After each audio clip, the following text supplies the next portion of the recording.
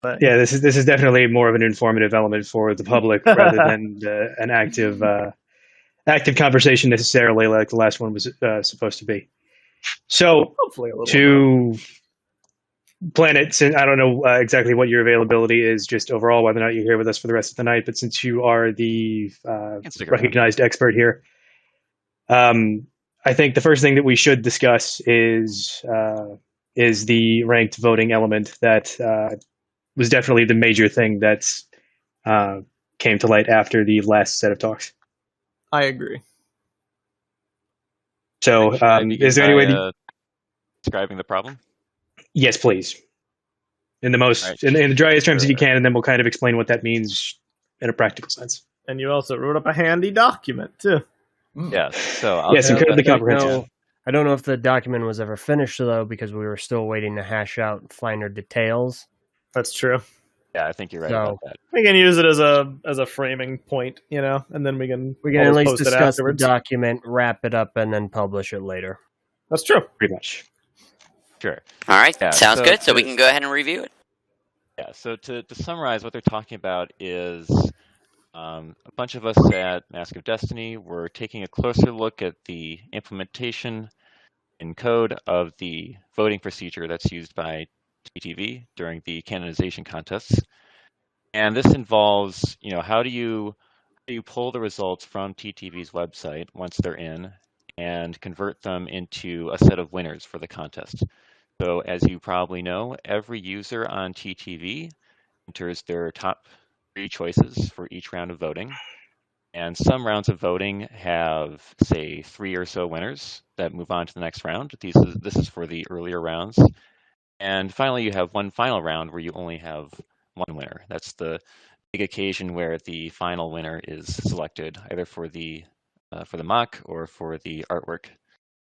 So we took a closer look at the code, and we noticed that it was pretty well put together and well researched. The algorithm, it basically made sense, but there were a couple of things in particular that surprised us when we looked at it, and we thought that it could probably stand to be designed better. And this is the fact that there were certain steps in the procedure where if it wasn't clear how to make a deterministic decision, it actually made a random decision. And this gets into the very technical specifics of how IRV, or single transferable vote, works. So this is a little bit difficult to explain without examples written up beforehand, and that's why something that I took upon myself to do is to write up a document that explains what's happening in the current procedure, and it's a proposal for something to fix the procedure in the future. And this is actually something we've been discussing back and forth at Mask of Destiny and later shared with TTV, and together we've come up with an agreement of how to fix the voting procedure going forward. So if you want to jump in, please go ahead. I mean, if there's anything, I just want to make a couple of clarifications, because there are a few things that need to be understood for anyone that isn't intimately familiar with the actual voting process or the processes that we use, because there are a lot of words in there that we were concerned people were going to take and hyperbolize. Jargon is hard to comprehend, basically. Yeah. So the long and short of it is, if you took away from that entries were picked at random, that really is certainly not what had been happening. To really, really finally break it down, but also keep it as simple as possible, the system, in the instance of a tie or a very, very close run between 2 entries, will at random choose votes to. So, if I might, it will choose. I think I can kind of. It will choose surplus votes to disseminate after other entries have already hit a threshold to move on. So what that does is, for like 3rd preferences and 4th preferences and stuff like that, those then become contentious because the system could potentially disseminate overflow votes at random. Yeah, as a quick question. Oh, sorry. Yeah, no. Not to interrupt anyone here. Planet, do you know if you'd be able to like summarize the document, walk us through that, and then also respond to those points as well? Yeah. So I should ask. So LJ and Meso, do you want to publish the do you want to send out a link to the original document? I know you had some. No. Okay. No, we want to finish. Yeah, because we're still working on like a public version. We want to send. I will be honest. I lost track of the fact that the document was still a work in progress. We can wrap it up. It doesn't take a lot to do it, but you wrote the thing. You know the details. You just give like a technical breakdown because it is very important to understand. If we're going to release it, it should be relatively quickly now that the cat's out of the course. bag. Because I'm already seeing people in chat are being like, "The voting was random." Yeah, exactly. Like, worry not. This is Yes. one of the rare benefits that our call is actually happening so late at night. You know, like I'll take that as a small victory. We can polish it up and then release it maybe later tonight even. To clarify an element of take it away, accuracy here, to clarify one element of accuracy here, it's not that the votes were necessarily randomized in the element of ties. It's the way that overflow voting works just in SVT, which is the methodology of voting in the first place. No, it was to specify how ties were handled. So, Planet, if you could I think weigh in on the Bahar is specifics. right here. So I'll try to give a high level overview of the points that were randomized first. So first, I just want to acknowledge that there wasn't anything inherently biased in the way that the contests were run before, because even though elements were kind of chosen at random, they weren't really significant parts of the contest in the sense that they were figuring out what do you do with, say, like second and third choice votes when they otherwise would have gone to waste, so to speak. And more importantly, the code to decide the winner was only run once per contest. It wasn't run until like you got a more favorable result or something. So the contest among the participants wasn't rigged in favor of one person or another. So there's two specific points where the randomization could happen, and one is much more minor than the other. So the biggest one is in STV. This only happens to contests where you have more than one winner. So this is something that actually would not apply to the final round of voting. It only applies to the earlier rounds where you have, say, 3 entries going forward. So in STV, everyone gives their top 3 choices. And the rule is that, like, say if you have 4 entries in a contest, and in order for an entry to move forward, I believe it would need some threshold of votes, right? So you need like a 25% plus 1 vote to move on to the next round. Any votes above that threshold is considered an overflow vote. And at this stage of STV, you're only considering what is the entry in that each user voted for in first place. But they still have like second and third place entries. They have different preferences. So once you get an entry that has more votes than the threshold in first place, and you shave off any extra votes they have, any extra ballots, and you use the second place choice in those ballots, and you reassign them to the other entries in the contest. And it begs the question, well, which ballots in the which overflow ballots do you pick? Because you can pick different ones. There's a certain number that go under the threshold and a certain number that go over the threshold. So how do you pick the ones that are over the threshold? And the solution so far has been to just pick them at random, according to a uniform distribution. And so you take those and you get rid of the top choice, which would be whatever has already met the threshold, and you look at the second choice, and then you reassign those votes to those other entries. So depending on which ballots you picked, other entries get a different number of new votes, and then the process continues until you reach 3 winners. So that is the first point where randomization occurs. The second one is a little bit rarer. So that has to do with when you are, so in STV, you're continually trying to pick a loser and eliminate them, right? So the loser is determined on which entry has the fewest first place preferences. And there was an ambiguity where if you have multiple entries that both tie for last place, then the code would pick one of them at random, eliminate them first, then move on to another round, and then pick a new loser. So that case was probably rarer. I think LJ and Meso did do some research to see how often these cases came up they were actually run. So I don't know how often that would have actually happened, but probably it was fairly rare. So those are the 2 points where the randomization occurred. Second follow-up question for Planet as well, just very quickly. In terms of the document as well, you have a proposed solution towards the end. Do you want to touch on that now or afterwards about how that potential solution would address both of those points you mentioned? I can discuss it very briefly, so I don't want to get lost in the weeds. I don't think people want to sit here for 2 hours listening to me talk about ranked voting procedures. But I mean, it also we did a good job last time. Maybe we could. I don't know. Yeah, no, I think it's good to explain it in depth. But yeah, I hear you. Just go for it. I might save the bulk of the explanation for the document itself that we've alluded to. It has a lot of nice examples, and it has the full kind of pseudocode for the ranked voting procedure.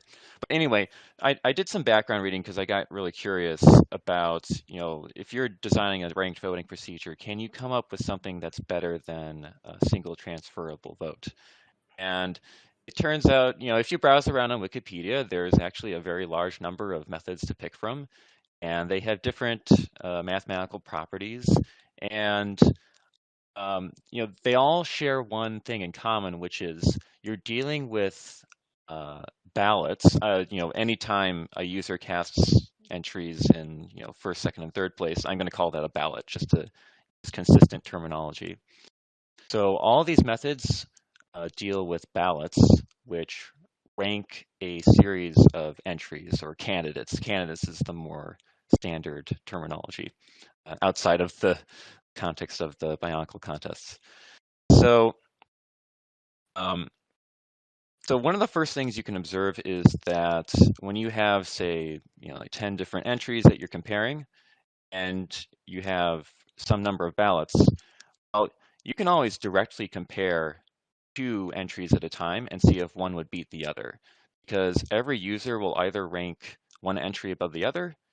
Like let's say you're looking at entries A and B specifically. So if you count up all the votes from all users, they'll either get more votes for A, more votes for B, or they could tie. And one of the nice things you can put into a ranked voting procedure is you can look for cases where there's actually a very obvious front runner. And this is a concept that's called the Condorcet Winner.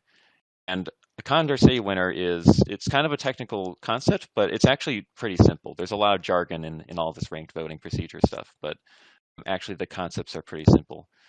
So a Condorcet winner occurs when you have an entry that if you pit them head to head against every other entry in the contest, they would beat every other entry. And if such a thing exists in a contest, then it's pretty obvious that that would be a very good choice for the winner. So you might have, say, let's see. Yeah, without the document, it's a little hard to come up with examples that illustrate this nicely, but you could have, say, an entry that does get the first place vote in a plurality of cases, like there's like 11 entries and it wins 10%. But you might have another entry that actually beats all the other candidates pairwise, including the one that has the plurality vote. And that's actually a better choice because it better reflects the preferences of all the users in the contest. Again, if you read over our document later, then you can see a lot of nice examples that explain this. So So being able to find a Condorcet winner is nice. There's also a concept called a Smith set, which is like, okay, what do you do when you have cases where there is no Condorcet winner? Because it's possible that you don't have a very obvious front runner. Instead, you have like a group of obvious front runners where kind of don't beat all the others within the group. It's sort of like rock, paper, scissors, right? So you have like A beats B, B beats C, but C beats A. That kind of situation would be called a Smith set. But ABC would still beat every other entry outside of that group. So yeah, sorry again for the additional jargon, but yeah. So now we have these. I appreciate it. Yeah, so we have these two concepts called the Condorcet winner and the Smith set. So I proposed a method that incorporates these two ideas. I didn't come up with it from scratch. It was one of the methods that's proposed in Wikipedia, and it's a procedure called Tideman's alternative method. Tideman's alternative Smith is the full name. And it's a pretty simple method. If you read through the document, you can understand it pretty quickly. But basically, it looks for those front runners, right? It looks for those very obvious winners. And if there's ever a case where you end up with more winners than you need, then it looks at that set of winners called the Smith set, and it picks the worst one. It picks a loser from there just by looking at, what's the entry with the fewest first place votes. Just like STV. And it kicks that out, and then it starts the procedure again. It looks for that a smaller group of frontrunners. So that's the gist of Tideman Alternative Smith. And we were talking with Morris Matanui Cow, who wrote the old code, and he came up with a really nice new implementation of this. It seems to be working, and LJ and Meso had a chance to test it out. So I think we're in good shape in terms of having a new implementation for voting that's a lot more fair than before, and I think also is a lot more interpretable than before. I think STV, it has a lot of subtleties that were easy to miss, and when we took a closer look at it, we saw that there were some things that surprised us. So hopefully this is a move in the right direction for a nicer voting procedure that we can all agree on. So I think that's my spiel for the technical details. If you want, if anyone has more questions, I'm happy to go through it. If I may just say, for the end user, not much is going to change. You still vote just the same as you did in the previous iterations. It's just in the back end, it's a lot more fair. More or less. The ultimate. Yeah, that's ultimately what it comes down to is, if you want the number one vote, pick it as number one. Then pick your second, and then pick your third, and don't make them the same on any of those three. So I guess that was a good explanation. Thank you, Planet, for that and for the document. Thank I guess you, if anybody Professor has Planet. questions, Sure, I promise we'll release it sometime. Yeah. No, but that was really good, and thank you for that. If anybody has any questions, you can post them there. I have some general reply comments, but LJ, did you have anything you'd like to clarify, ask, address before I say my piece? Just to clarify, so we did do an extensive degree of testing. In fact, most of this testing is actually done by our partner in polling, Tenebrae Invictus. I thought you were going to say partner in crime. No. Our partner in polling, Tenebrae Invictus, who's been a longtime member of TTV, he's been helping us behind the scenes, just running the code.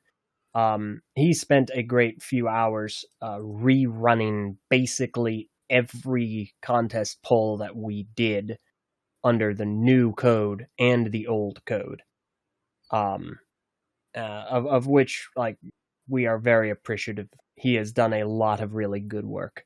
Yes. And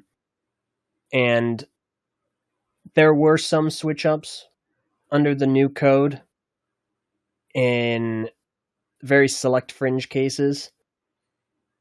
None of them were winning entries, as in the end all be all winners. And they were all entries that were of less percent.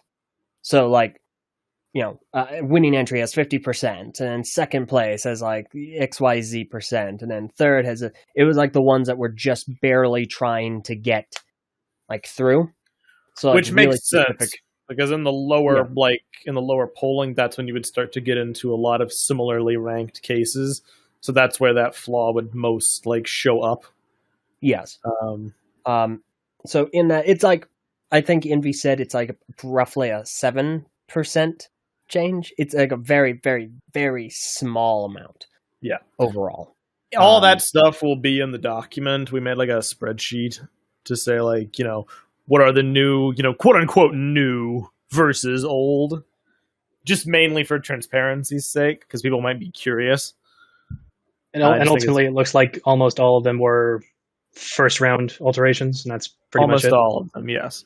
There were a few that weren't in the semifinal cases, but none that would. I mean, at this point, it makes me very glad that. I mean, it was a no-brainer, but we decided to go back after the polls closed and post the full poll totals, of the voting quantity per entry, per poll, as well as percentages.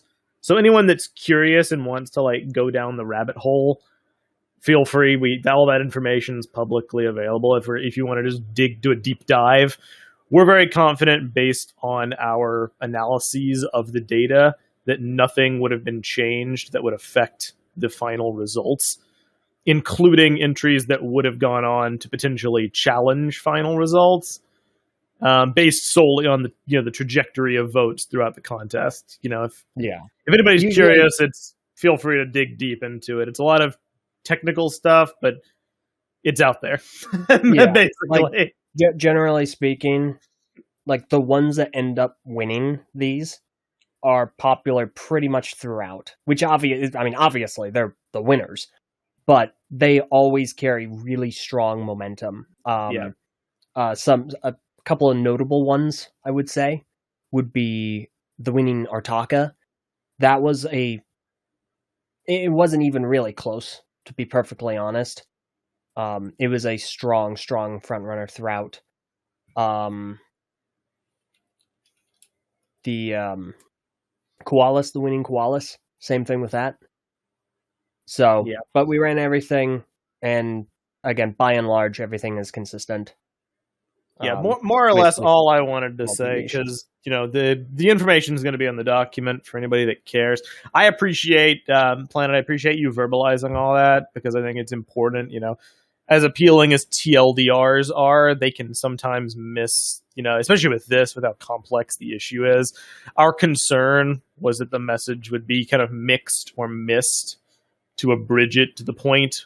People hear the word random and then they lose their minds. I think it was important to have a technical foundation of what the system is and how it works. And I really appreciate you outlining it, both in call and also in the document. And Morris as well. I don't want to recognize him like you did. And also Lectonic was also a big help during this process as well, behind the scenes from RSG. All you guys are very technically minded, and I really appreciate you taking a look at this, because full disclosure, we are not stats majors or anything of the sort. So I appreciate it a lot. Unless Planet has had the time, I don't think that we have had the chance to go over the reruns ourselves, just as a heads up for anybody out there. Yeah, I mean so you guys have a link at any point. So it'll be disseminated, and if anybody's curious, this really is only a thing of curiosity for those who want to take the deep dive, but also just for transparency. When we make a big change to the voting system like we are, I think it's important to be like, okay, well, why are you doing this? And it's because, strictly speaking, this is a superior system in basically every way. So now it's time to get into the topics where we're at each other's throats for. Yes. Now it's time. I just wanted to comment. I think the broad strokes of the voting stuff is, probably the high level results weren't really affected much. In the future, it might be nice to see an analysis of, if you ran the old code multiple times, how often would it actually pick a different winner? I think that would be interesting too, if someone has the time to do it at some point. Maybe, but as you said, when an entry is doing well in the contest, then it tends to filter pretty easily through each successive round. But it's good that we have the new system because in the future we might not have cases that are so obvious. Exactly. That's really the best part. Like up until thus far, things have stayed consistent. But I'm definitely glad we made this change because yes, it is preventative. It's a very good preventative measure. I think it's going to help a lot, especially with the earlier rounds. If we do earlier rounds still, because it's a lot more fair to the entries that maybe are kind of on the borderline. So they might get exactly. And also, who knows if there will never be an instance in first place where it is super neck and neck right up until the bitter end, where such a thing would be employed. Wild, it could happen. So that could be a problem instance. So I'm glad it was. Definitely firming up the algorithm was excellent future proofing for. What's the word? Like deterministic. It's better for it to be fully deterministic. Depends only on the votes. No random decisions. Yeah. There you go. Yeah, I just wanted to recognize. Thank you guys for doing that because we are not statistics majors. And this is a good example of a collaborative process bringing things to a better state. Yeah, I'm very grateful. And hopefully it's the first of many. We got a bunch of other topics to cross. Let's get ready to rumble! Part 2. So, real quick, on our end, we do have a couple of different... Several people are typing. Yeah. On our end, we do have a couple of, I think, two primary documents that we were using internally to kind of track our own thoughts that we were going to use here. Oh, really? Before we crack into that, I'd be willing to give TTV the floor if you guys have any documentation, any suggestions, any technical talk about how the contests are run or about any of the conversations going on that frame the contests that you'd like to discuss before we begin. No documents particularly. I think it might just be good to just clarify our stance, where our headspace is at more than anything going into this, which I can do pretty briefly. So it's been a few months. We had the Christmas cool down period, and now we're ramping things back up. People want momentum. People want, the 2-Yak contest to start. People want progress with these. My headspace going into this, people are expecting a bloody fight. We're like, we're gonna yell at each other for 2 hours. That's not my goal with this. What I really like to center on in this, obviously I don't know what's in your documents, but I'm open to seeing it, is last time we spoke, we hashed out some potentials for things that could be done. Some problems that at least some people do definitely perceive with how the contests are structured currently, namely stuff like the centralization on TTV, being forced to enter and also vote, but those are two very different problems to solve on the TTV message boards. Issues people have with our rules or whatever that are made.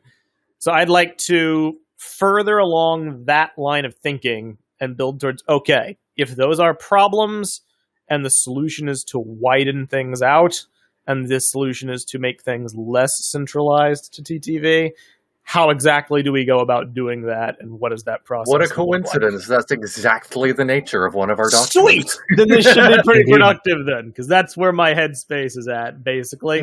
We're not going to be able to decide everything, within a 2-hour bracket, but if we have a plan, we can then, we don't have to be on call to act out that plan. So that's what I hope to formulate. So take it away. Throw the plan away. Maybe, depending. Take it away. Well, Lahari, I think you have that one on hand, right? So, yeah, I've got all of our stuff open right now, but would you like to speak on Shin contest proposal, because our file naming is adorable, or the I think that's probably the one that's most prevalent right now. All right, for the sake of... Sorry, what were you going to say? Posting it in the chat. Sword, go. Go, Sword. Speak. I think this is the one that Nesto is going to be more interested to seeing anyway. Hello. For the time being, definitely. It's the most relevant, I think, to the... How are you doing? Oh, doing good. How's the weather? All right. That's so okay. Don't forget that. As heads up to everybody out there in Chatland, We're also getting some reverb here. Oh, okay, never mind. Yeah, I think we're good now. As a heads up to everybody out there in Chatland, Shin contest proposal is something that we only really, on Mask of Destiny side, finished up and put in the place that we kind of wanted for the time being about a day or so ago, and haven't had the chance to pass it on to TTV to look at. So they're seeing it for the first time as well as the rest of you. So let's take a couple of minutes and let the gentleman from TTV read and digest and formulate questions on this, and then we'll go from there. Bro, can we get some elevator music or something? And now we go straight to commercials. Yeah, right? Ask your parents' permission before going online. Oh, okay. Yeah, so I mean, I'll tell you what. In lieu of all of that, then we'll deal with some of the stage questions while TTV is reading about. So, have you made any changes? I think we've only got like 2 of them right now. So it would look like, and not all of them are necessarily aimed at us. There's that one in the end. I am not active on TTV, and I don't intend to be, yet I still want to vote. Can I vote, or am I shit out of luck? Well, lucky for you, that's also the subject of that document we just posted. So we'll get right on that. Yeah, the other question is, any changes to the end of contest handling that'll make it more sustainable and or easy beyond adding the entry vetting team? I think that's going to be discussed in this document. I think we both I think have that's the same thing as well. Yeah, we both have very strong right on the head tonight. feelings on that. So then, I suppose maybe for those of you who aren't out there reading it, then I might as well kind of go over some of the points that we make here. So first of it's just a little bit preamble. Obviously, voting system. We've already discussed the issues that were present in the previous one, and the impact that they broadly had on the. You literally gave the document to edit. Oh no, Lahari. I can't believe you've done this. Oh, I have made an error. People are just editing the document now. Oh no. Well, give me just a minute here, and I will defuckulate that. You should be able to. Yeah. If everybody here could be they're all sweethearts. Congratulations. Well, this is You gone attention to well. it, you asshole. We're going to go to a quick commercial break as we fix some stuff. Technical difficulties screen. Let me pick up that technical difficulty screen from 810 while we're just going on this. You guys, you guys still want to run these, or? The link that I had is yes. There's the answer to that. I don't have the document open, but I can only imagine how absolutely terrible it's getting right now. It's not that bad that I can see. Definitely it's getting much worse. It's getting much worse as we go along. Yeah, thank you, CHC. Now that they know. Yeah, this is... I noticed somebody edited it already once. So the problem here is imagining it like that one Fine Sauce Joel episode of Roller Coaster Tycoon where they just invite him to somebody else's server, and it's just like shit popping up everywhere, and there's skulls all over the place. So the issue is that the link that we had is the one that James gave us originally. So I need to make a copy and deal with that. I basically skimmed what I could before. Yeah. Before the people got loose. Yeah. And there was nothing that we could do. It was impressive. The fucking. It's my favorite horror movie. I've closed out of the tab right now until you guys. I sort of got the screen. Yeah. There you go. I was skimming, but I got distracted. I more or less kind of understand the propositions. Echo. Yeah, it's on Pablo's end, unfortunately. No. We will. Pab, no. Because I only managed to copy down the version. Yeah, because I don't have access to the version history because this is all James. We will have to clean this up and re-release it at a later point. So I do apologize for that one. I think we can just skim over the bullet points of it, right? I mean, I'm pretty much. pretty much got the gist. Liam, if you wouldn't mind messaging James to see if he can't help us out a little bit. I don't know whether or not he's on our vacation. Thank you. So in essence, Ari did dumb. No, just kidding. It's not inaccurate. I definitely boofed that. It's fine. So for everybody here to cut through the swath of shitposts and CHC's taste in art, the voting system suggestion that we have on our end is a universal app that we could embed wherever that would have similar voter tracking elements to it, so that way people can't just go to TTV, go to BSO1, go to name a place, and vote a million different times from any site that might be party to these contests. So basically, it would be the same thing like IP logging. It would be whatever the standards are for anti-repeat stuff. So this would allow voters from across the different communities, across the different language communities, which I think is a major thing that we need to be keeping in mind here, access to their ability to at least vote on entries. As far as how entries are submitted and hosted, that might be a different conversation. This is just on the voting end, primarily. So with that basic idea in mind, what is TTV's notion on how that works? So what app? It would be one that we would be developing internally. From scratch. Yep. Okay. Is anyone going to be able to edit that too? Oh my God. Wow. Oh man, it's been 5 minutes. Let it go already. God. I'll tell you what, if that's the type of discussion that we're going to be having, then maybe this wasn't a great idea in the first place. So, come on, he's just joking, Laurie. Yeah, Laurie, they're allowed to break the ice. We're allowed to do that too. Yeah, that's marshmallows.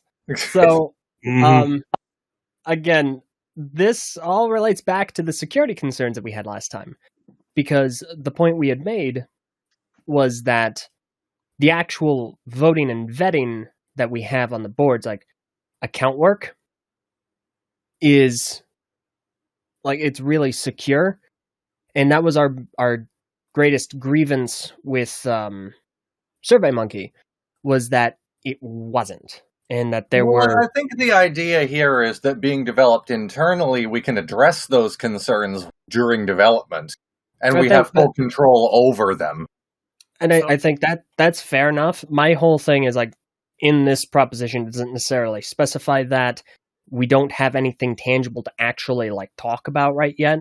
It just suggests an app. We don't have a proof of concept, as it were. So it's really hard. I think the idea was just to see if you guys were on board with the idea before we actually did anything. On board with the idea, certainly, but it definitely needs to, like, be developed and be proof of concepted so that we can actually see how it functions. My initial point though, like,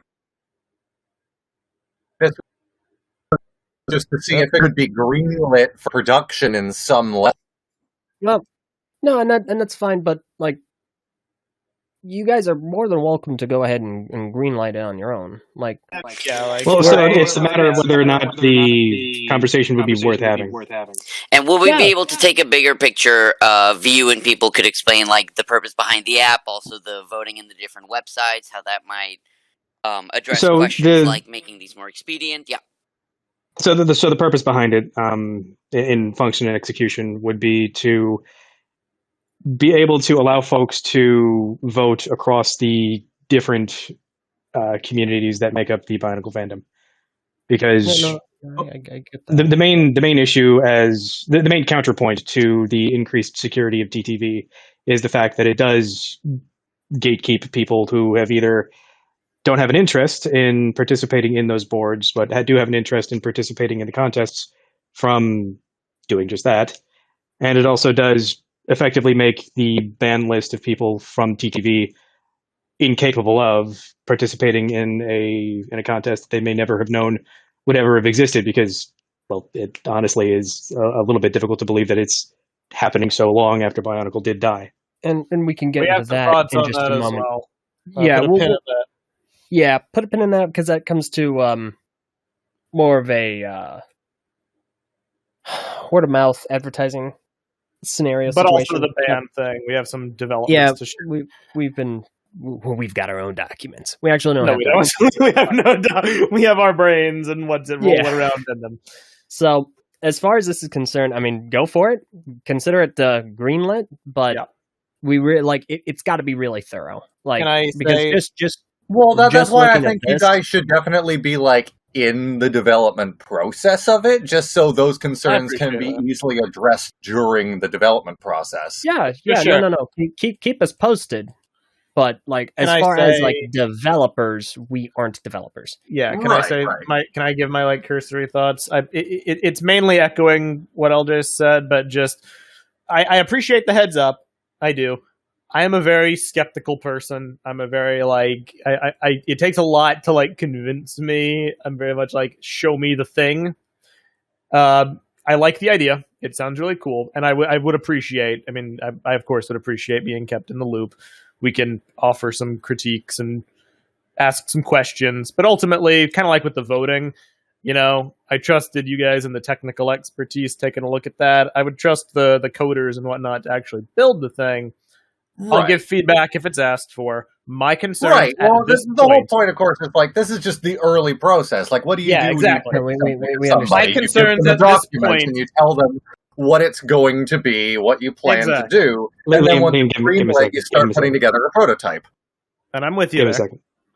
My concerns at this point are that the only security check that's actually specified here is IP log functionality, which, to my knowledge, was already a thing on SurveyMonkey.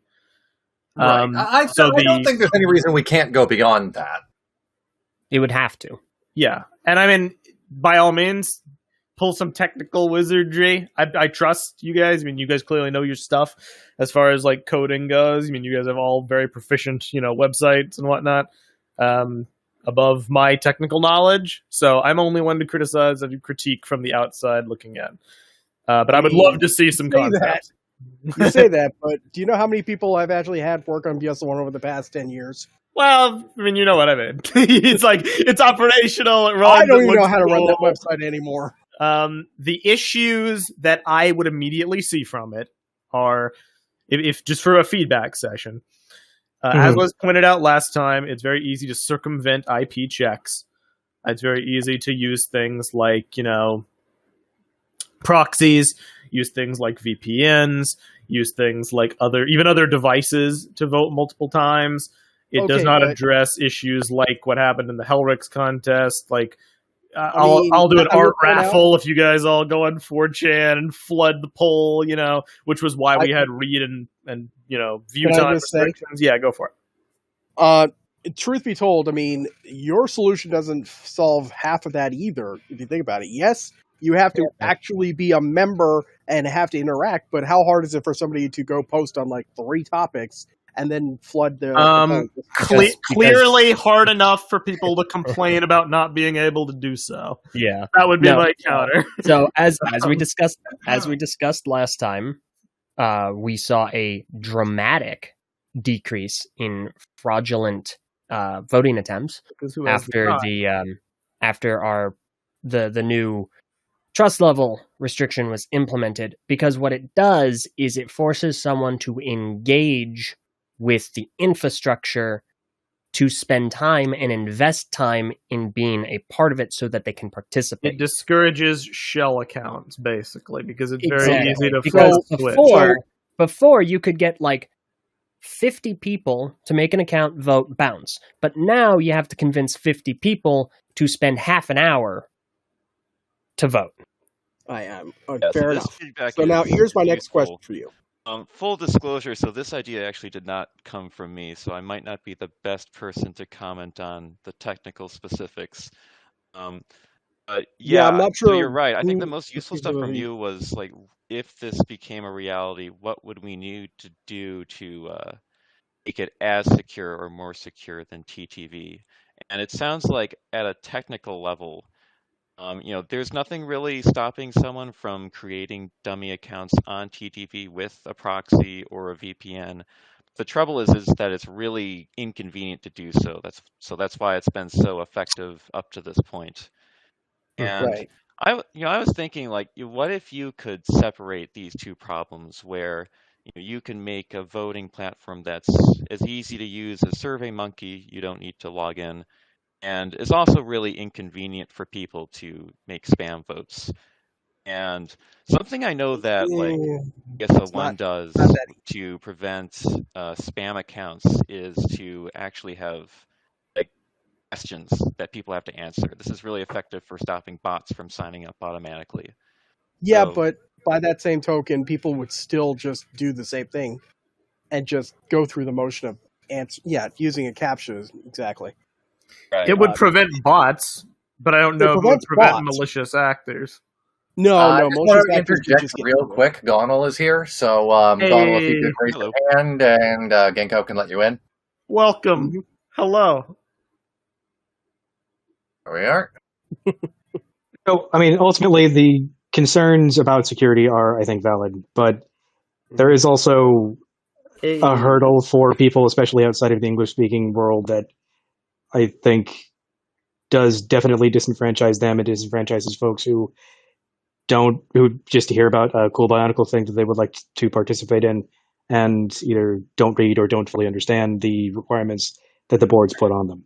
So, and I realize that it's difficult to kind of shoot that middle ground, but I think it's something certainly a question worth exploring. I agree. Yeah, it is worth exploring. Something to discuss. The other half of this, the Shin contest document that has now long since been destroyed.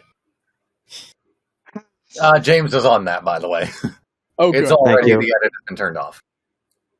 Good. Here's the next part of that was the idea of doing the 2015, what was it, just the evil contest, whatever they called that. It wasn't a Makuta contest, necessarily. It was a Makuta contest. Oh, did they actually label it as Makuta?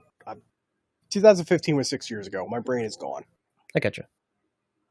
But yeah, the whole point of that was multiple websites from across the Bionicle spectrum and a little beyond. It was also Lego based on, what was it? Eurobricks was a part of it. And Rust Bionicle, I think, was part of that. So yes. They had all the major factors, except for us, ironically. All of us. Like, you'd think Mask of Destiny would have at least gotten at least a hello. More than anything. We were kind of was way before of still being nothing at that time. Dude, that was back when mod was like the ghost town of the yeah. You mean when they still had the 2001 skin from 2001? Yeah. I'm still proud that we managed to update our front page before BZ Power. So I will be honest, swear. I have a lot of concerns about point 1 about voting, have already been discussed, but I have a lot more concerns about point 2. And I'm going to be honest, this might actually take half an hour for me to go over all my concerns, so I'm going to itemize them. Number 1, I'm totally for it, exactly as written. I'll save you the trouble. You mean as written before the edit got sent out? It's fixed now. If you refresh it, it's fixed. Yes. Real quick, Sword, are you suggesting we move on to contest submissions, or are we still talking about voting? Because we didn't conclude that conversation. That's true. I would like to move on to contest submission myself, because I know voting is important to discuss, but if we would like to take a step back from that for now I would just like to conclude it. That's just for the time being. I'm not saying hey, we're no longer talking about it. I'm just, for right now,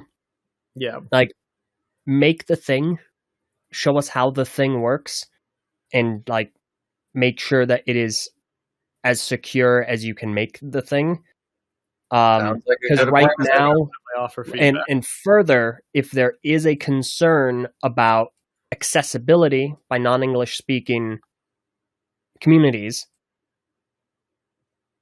help the communities make guides, make translation guides, help guide people through. We have plenty of members from all across the world who are active parts of the boards. Are there points for? Yeah, I was gonna ask. Are there points from the other participants here as to the voting document? Anyone wants to suggest alongside either making a proof of concept or explaining the idea of the app further, so that we make sure that everyone's spoken their piece. Well, I'm good. I do think that for the purposes of voting discussions beyond this particular day, it is going to be imperative that we do find some way to shoot that middle ground between accessibility and security. Yes. And in our opinion, we have.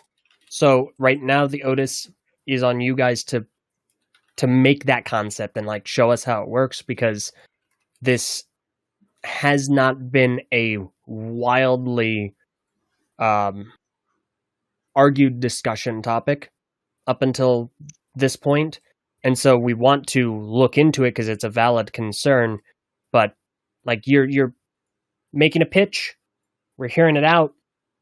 Like, show us it works. That's kind of it. No, it's not the specific pitch that is the element that needs to be discussed here. Yes, we obviously do need to get our feet under us in terms of what that app would look like. But that's just our first idea towards the notion of shooting that middle ground. The fact that the middle ground needs to be moved towards, I think, is the thing that everybody needs to at least acknowledge, if not necessarily agree on. I mean, here's where we diverge, though, is because if I agree with you unequivocally what you just said, that I would like to seek a middle ground. Where I think you and I diverge, though, is that if pressed, and if this is tested, and if ultimately this new algorithm is no more secure than, say, SurveyMonkey, then I will always lean more towards security than not. Whereas I think you would lean more towards accessibility than not. If a compromise exists that meets both criteria, rest assured, I am down to take it. Considering that's our declarative statement, I'm down. If not, there is a way that we can make it work. I have a dumb suggestion, and I would like to describe it in a document later. That way I don't reveal the inner details of how it might work. Touche. But I think I have an idea. Oh boy, mad scientist. It would be a giant Band-Aid on top of the problem, but it would fulfill two problems at once. Yeah, I mean, I have more thoughts. I'll save it for later, but it definitely merits exploration. We're on the same page on that one. Yes, by all means. So, is it all right to move on to contest submissions? I think nothing more. Yeah, there's really nothing more we can discuss right now on voting. On the voting. Yeah, on voting. Not at the moment. Okay. Not like right now is what I mean. Yeah, we can loop back around to it. Yeah. How is the idea of having all of the entries pooled in a giant entry table from all these different websites that sound? I made my joke, but it was serious. Yeah, it's actually really funny that this is. So I want to actually address contest submissions and rule development at once, because we have been talking about this since the last public trial, and we have. We have. By the way, the trial now. Is we get that T-shirt washed by the conversation. The trial. I like trial. It's funny. I like. How do you plead, Mr. Johnson? Thank you, Mr. Kakiti. So I'd like to present to the jury Exhibit A. No. So we actually do have some suggestions because we thought that. I mean, obviously, we want more involvement. That's like the goal. Yeah, they're community contests, so we want more community participation. Mm-hmm. And we understand there was a concern about limiting participation if we banned members from our site. Now, we looked into it, and we found out a few interesting things. So our infrastructure supports muting. Sorry, my bad. It's silencing. So what silencing does, it acts very similar to banning in the sense that you can prevent an account from posting new posts or posting new topics. However, the account is still allowed to personally message people, and it's allowed to participate in votes, in polls. So it's essentially like it's like a soft ban. So that is now an option on the table for members that still want to participate in voting, but we don't necessarily feel are abiding by the rules and guidelines of either the contests or the website. So it's essentially... I just want to stress... It's like putting up a giant wooden fence that they could still tuck a piece of paper through the wall, but Yeah. So I want to stress, though, like, this is all very conceptual, no final, no finality. Like, we're just letting everyone know this is an option.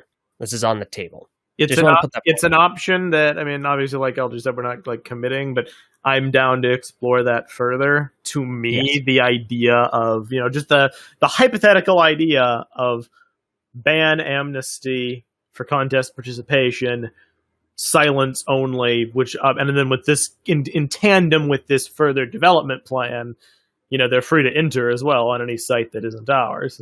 Yes. And I want to get to that next.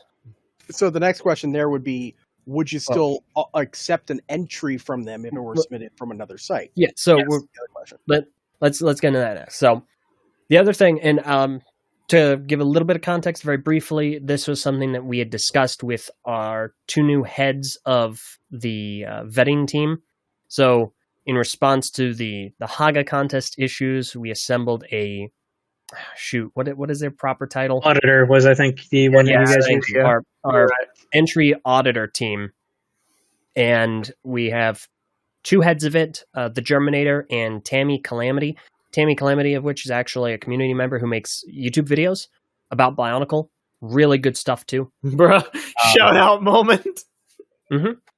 So, with the two of them, we discussed, we kind of brainstormed, we came up with some concepts and really tried to figure out a way to get as many people as possible involved in the contest. So, first things first, what we would like to pitch would be the hosting of entries on other websites. So, for instance, let's say BSO1 and BZ Power wanted to host entries because someone doesn't want to make an account on TTV and post their entries there. So what they would then do, what BZP and BSO1 would need to do, is assign either an ambassador or two ambassadors, however many, it doesn't matter, ambassadors to us so that they can take any entries posted to their sites, send them to us, and then we would have them in the polls. Yeah. The way it would basically work is each website. I mean, I think we're more alike already than not in the viewing this document. But each site would have its own entry list, which would then be consolidated into the actual polls. So we were of very like mind when developing developing that. And of course, we would have like an entry list. We would have them all like easily accessible for anyone to view, account or no account. It doesn't matter. And that way, like anyone could enter from anywhere, and they don't have to make an account on the website unless they want to vote. They could still hypothetically then go and be like, hey, vote for my entry over here. You got to do this and this, and then you can do it. Like stuff like that, like campaign for their entry. Yeah. Then they can do it from anywhere. Of course, this is still working within the confines of the existing system. So that's, pending any further alteration that may get developed, especially with the voting plan. It keeps the current voting element intact, but more or less identically to how it's written here in the document. I like how you guys phrase it here in the document, because you mention how you utilize the shared database idea, like you mentioned for the voting, applies to the entries as well, and the unique clause. That's a good one to filter out duplicate images. I like that idea a lot. Just kind of flag things. So that combined with the ban amnesty silence idea, it might not fix everyone's issue, but it will it'll fix some of the issues. It's a better situation than it isn't. And it allows more people. And not to jump the gun, but it also feeds into rule development as well, which I think we might have slightly different takes on reading the document, but it all generally follows along the same premise, because the aforementioned, in our idea, ambassadors from each site would be an active participant in curating the rules for the contest. Because in order to be a part of the contests, and full disclosure, like websites that are interested in hosting entries would need to like reach out and say, hey, we want to be a part of it. and then we'd bring everyone in and whatnot. Obviously enough, we have to all agree on a rule set, contest rules. But that would be done by deliberation. Exactly. I do have some ideas on that one, but before we get too deep into that element, I do have a few questions. Shoot. So as far as this muting thing is concerned, what precisely are the limitations? Because I actually do see that as a pretty excellent answer to the question of, well, what do we do about all the banned people who don't have any reason to be disenfranchised from the heritage of the community? I already mentioned them. You can't make topics and you can't post in topics. No, I mean the implementation side of things. You guys said that it was sort of nebulous. It was like it sounded like you weren't 100% sure how it might have worked on the API side or something like that. Is that no? I just want to make sure that we're just saying that was a functionality that we can now discuss and have on the table. That's it. Yeah, we don't know the specifics of how it would. When we spoke last, we were a little unclear as to how it worked, but we did some research, and it works exactly as described. There is no ambiguity towards its function. It's just a matter of the actual implementation of it. Yeah, that's it. Like, hypothetically, where would you apply a silence in lieu of a ban? Like that's what we're talking about, not really knowing where to put it now. Gotcha. And that's going to need further discussion. Yeah. So you guys have a record of the reasons for bans on your website, yeah? Yes, they're it's individualized. On member yeah, it is. It's not a comprehensive list, but anyone that is banned has the reason listed on their profile. Mm-hmm. Okay, then I would be willing to carve out some time to take a look at that and discuss, I suppose, what is still worthy of a ban and what is worthy of a muting. Yeah, now, we will say that violations of our site rules would be like pretty immediate. Like, I want to stress, like, our tolerance for banning, we have a really high tolerance before we'll actually ban someone because we really don't like banning people. So we have an extensive degree of leniency, especially taking into account certain offenses, because not every offense is created equally. Yeah, so that's kind of what I'm getting at. Yeah. So as far as site rules are concerned, like, we would treat site rules as that. Like, but we want to try and make a divide between contest participation and there's a word. Gosh dang it, why can't I remember the word? It's like engagement. There we go. Engaging in the contests and engaging in the overall site. To use an example of what Elge is talking about, and feel free to say I'm wrong if this is a bad example, it's like the difference is if someone, walked in and posted like extremely graphic violence or like sexual content on a topic, just dumped a bunch of pictures in the topic and then walked away, versus someone being snarky, or you being shall rude. Not post or Jackie on these forums. Someone being snarky, or someone being rude, or someone being insulting and getting warned a few times and then ultimately getting banned in the contest threads. Yeah. Those are two very different degrees of offense. One is pushing the boundaries, but in a community setting. The other is a clear, I'm just here to negatively impact and be a toxic element. I would have no regard for community.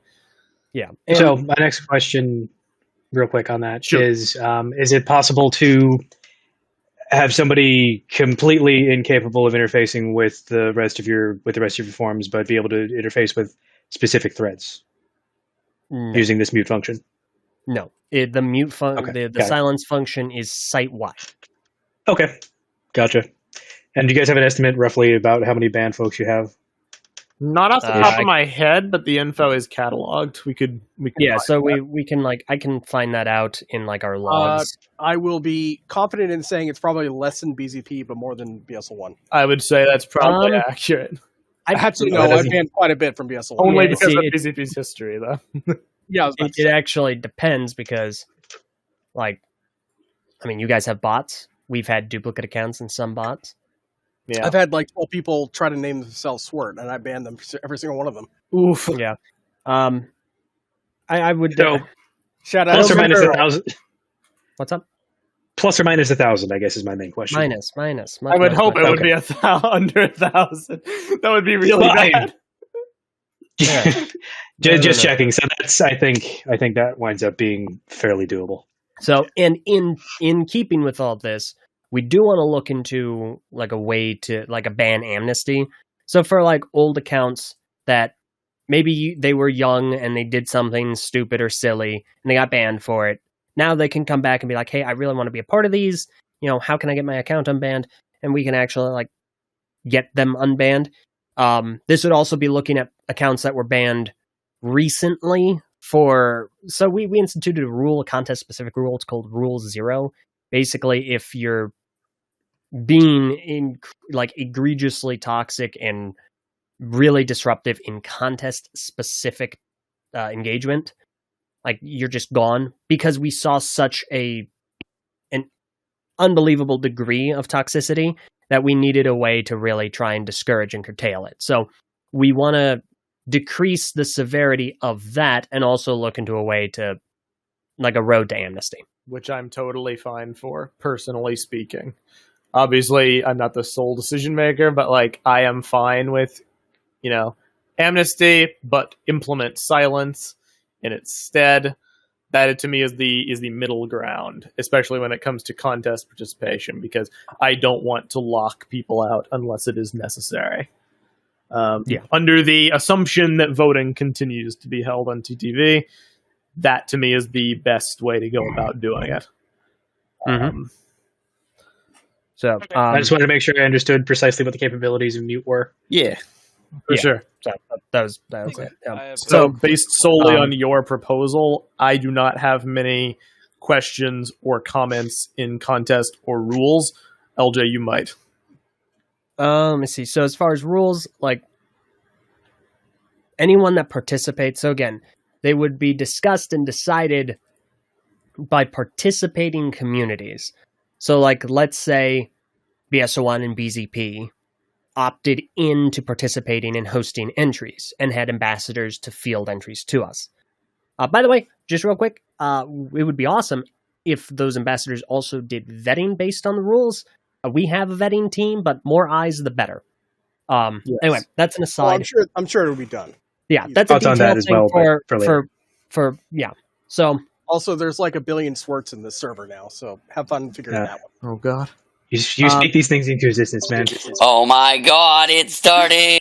Day of the replicas.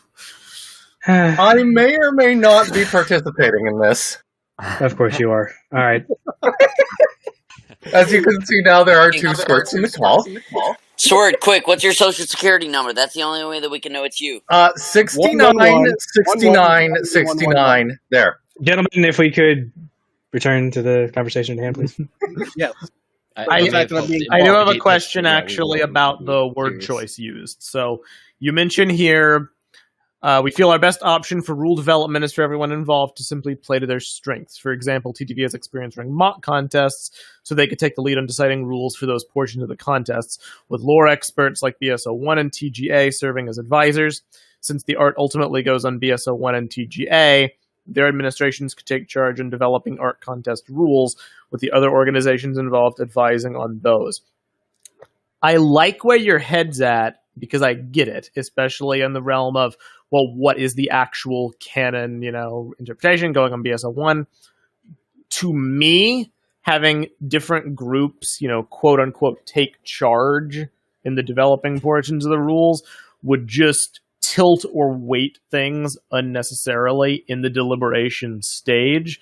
And I feel like it would make the most sense if, rather than try to, contextually elevate one group or another, depending on the contest, it would make more sense if we just all, any involved websites, ambassador, just discussed and deliberated on the entry, on the rule sets prior.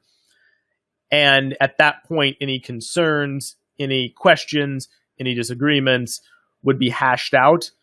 And ideally, they'd be resolved and compromised on in the event where they couldn't be, and there was a particularly divisive rule.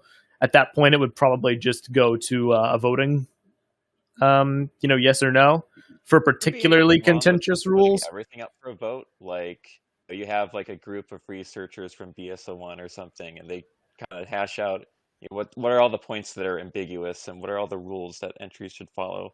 Like, would there be anything wrong with just releasing a big poll before the contest starts that says, okay, the barbs need to be facing a certain way on the sword, or she has to be holding a sword, or so my issue with that and releasing a poll publicly versus internally is it's the idea of not authority. I don't want to bark up that tree, but more having representatives from the different communities and the different subsets of focus come together to represent their communities in rule deliberations.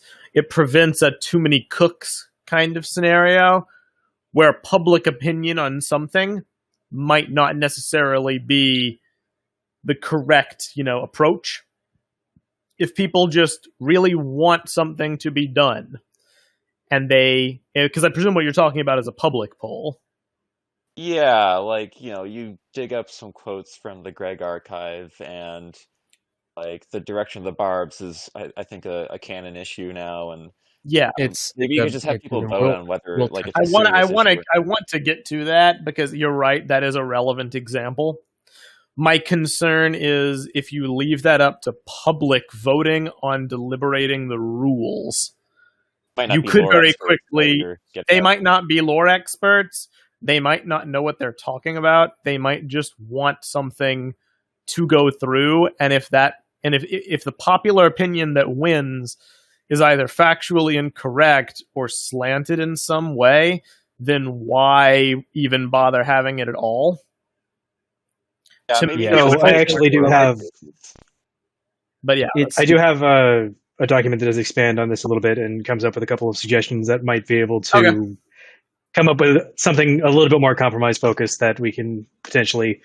Okay, I mean, yeah, not necessarily all agree on. That's obviously difficult. I mean this comment only. Can people? It's comment only. Okay, cool. Because I saw edit in the URL. I'm like, it's just Google. It does that. Yeah, no, it's just it's suggestions, not editing, I think. Which I can take suggestions all day. I don't give a damn about those. Yep. So that was I do want to get to that, and thank you for linking it. But just to polish up, there was one more section on the Shin proposal that I wanted to mention. But those are just my initial concerns with that plan. But whether it's public or not, I do want more eyes on the rules. I think we all agree on that, and I do want the different 100%. Communities that would be participating in this hypothetical plan to have a voice in deciding what those rules are. So say, for instance, we have, just hypothetically, 7 sites, an ambassador from each, or even 2 ambassadors from each. If we can't reach a compromise on a particular issue, we just put it to a vote. If it goes, 9-5, then that rule goes a certain way, and we have the accountability in that way. To me, that's the best idea, but it's not. That doesn't have to be the final word. We'll circle back around in your document. I did want to address the concurrent contests bit. So what are you guys thinking with this in terms of like your wishes? Because the phrase concurrent, you're talking about specifically running multiples at once only. Or you have the floor on this one. This is your baby in terms of concept. Yes. Well, you kind of messed up the design in the first place, so let me explain it better. Bruh. My intended thought process is not necessarily that you guys, for example, would host the mock contest and then we take over the art contest for the same thing. My thought process is to allow for, say, a mock contest on TTV for like Tuyet, and then in the meantime we'll take over, I don't know, frickin' Merendar for art, or something that's not necessarily a mockable thing. Or something generic like, say, a random Rahi that nobody really wants to build. I mean, just like 3 pieces. So I get what you're suggesting. But I wouldn't necessarily do them concurrently, necessarily. Yeah, because, I mean, we just got, dragged over the coals for running basically 4 contests at once. So I wouldn't encourage it. Right. But my question thereafter is, how would an Iron Wolf work? I believe we already have Iron Wolf. I know. But my point being, you said things that are more conceptual and not necessarily mockable. The Iron Wolf is mocked, and the auxiliary artwork is technically like its proper appearance, but the primary image used is of the mock. Yes, it does say. Now, keep in mind, this was ran at a time when we were still doing mock contests for the different groups. I know. In this case, that's Kinohi Journal. And they decided to do the art portion, much like how I would do the art portion, which is as subsequental. Now, granted, we're doing that differently in later cases, but that's a discussion in the past. We know why we're at that point, but regardless. Yeah, we'll be playing Iron Wolf's Live. What's up, Zach? What are you saying? I was going to say, just wanted to make sure that Sword was able to explain the whole thought, that we can keep sort of adding our thoughts, but I want to make sure that everyone who's sort of like taken an initial role on the different parts of the documents or the proposal can sort of walk through their whole sort of spiel before we bounce off of each other. So, Sword, go ahead, you got the floor. Okay, so my proposed idea that was not part of this was that yes, I would very much like to try to run something that's not necessarily a mock contest on another website. Something that would allow somebody to be like, hey, I don't necessarily want to build something, but I still want to participate in some way. So maybe I should draw something for the other contest, or perhaps do a 3D art contest or something like that for, I don't know, the masks. Something that we know we could get away with putting a 3D mask art on the website. I can push that through on Doric. I know I can. Just as long as it's not printed. Okay. So you see where my thought process? So if there's, for example, a mask that we don't necessarily have rights to for a contest or for another entry, like, I don't know, who's a character, Ord, for example? As an example. I'm not saying we're going to use his, but I don't know. I'm thinking of a character that may have a Kanohi that we're not necessarily ever going to touch as a character right this minute. So outside of yesterday's quest, because I know you're planning that at some point. Yeah, that's yeah. So, would you like feedback, or am I cutting in too early? Did you have more to elaborate on? No, I think I've gotten my thoughts out. So my immediate question that comes to mind with that, first of all, I have no personal issue with it at all. I think that's a good idea. But my personal issue comes from, well, I guess I just contradicted myself. The issue I could observe is people have been very, very vocal about the amount of contests potentially being daunting. The fact that we already have a list of named characters with another named list later on of basically the obvious stragglers that will be run. And even if we optimize the efficiency on them and just, go, which is hopefully the goal from all this, it's going to take years to complete, which I don't have a problem with because that's years worth of community content. But introducing smaller scale stuff like mask contests or random Rahi contests or even character contests that would be art only rather than even have a mocking component. I mean, you're not going to get any pushback from me on that personally. I think that all sounds fine. I could predict people having an issue with that, especially if you go super granular with it.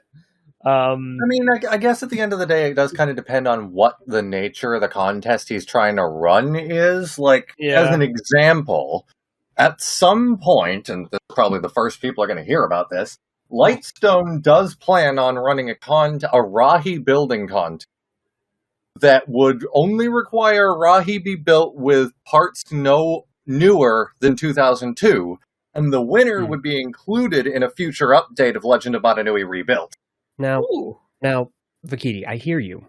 I do, but I really wish you would allow people to be more creative. Why not allow pieces from 2003? Or you know what? 2009. Why can't my Bionicle chameleon from 2002 have a Gresh spine. I agree. All right, let's bring it back to the earlier part of the. I really like that idea, though. That gets a thumbs up from me. That's my only concern. If that's something which you feel would be cool, I mean, the nature of BSO1 as a medium, I of course support that. Whether you would want it to be community oriented in the same vein as the named character contests are being discussed to be, or if you would want that to be more like a BSO1 endeavor to run like the art contests for, low key stuff, I don't have a problem with that at all. I say go for it. Eldred, do you have any personal objection? Because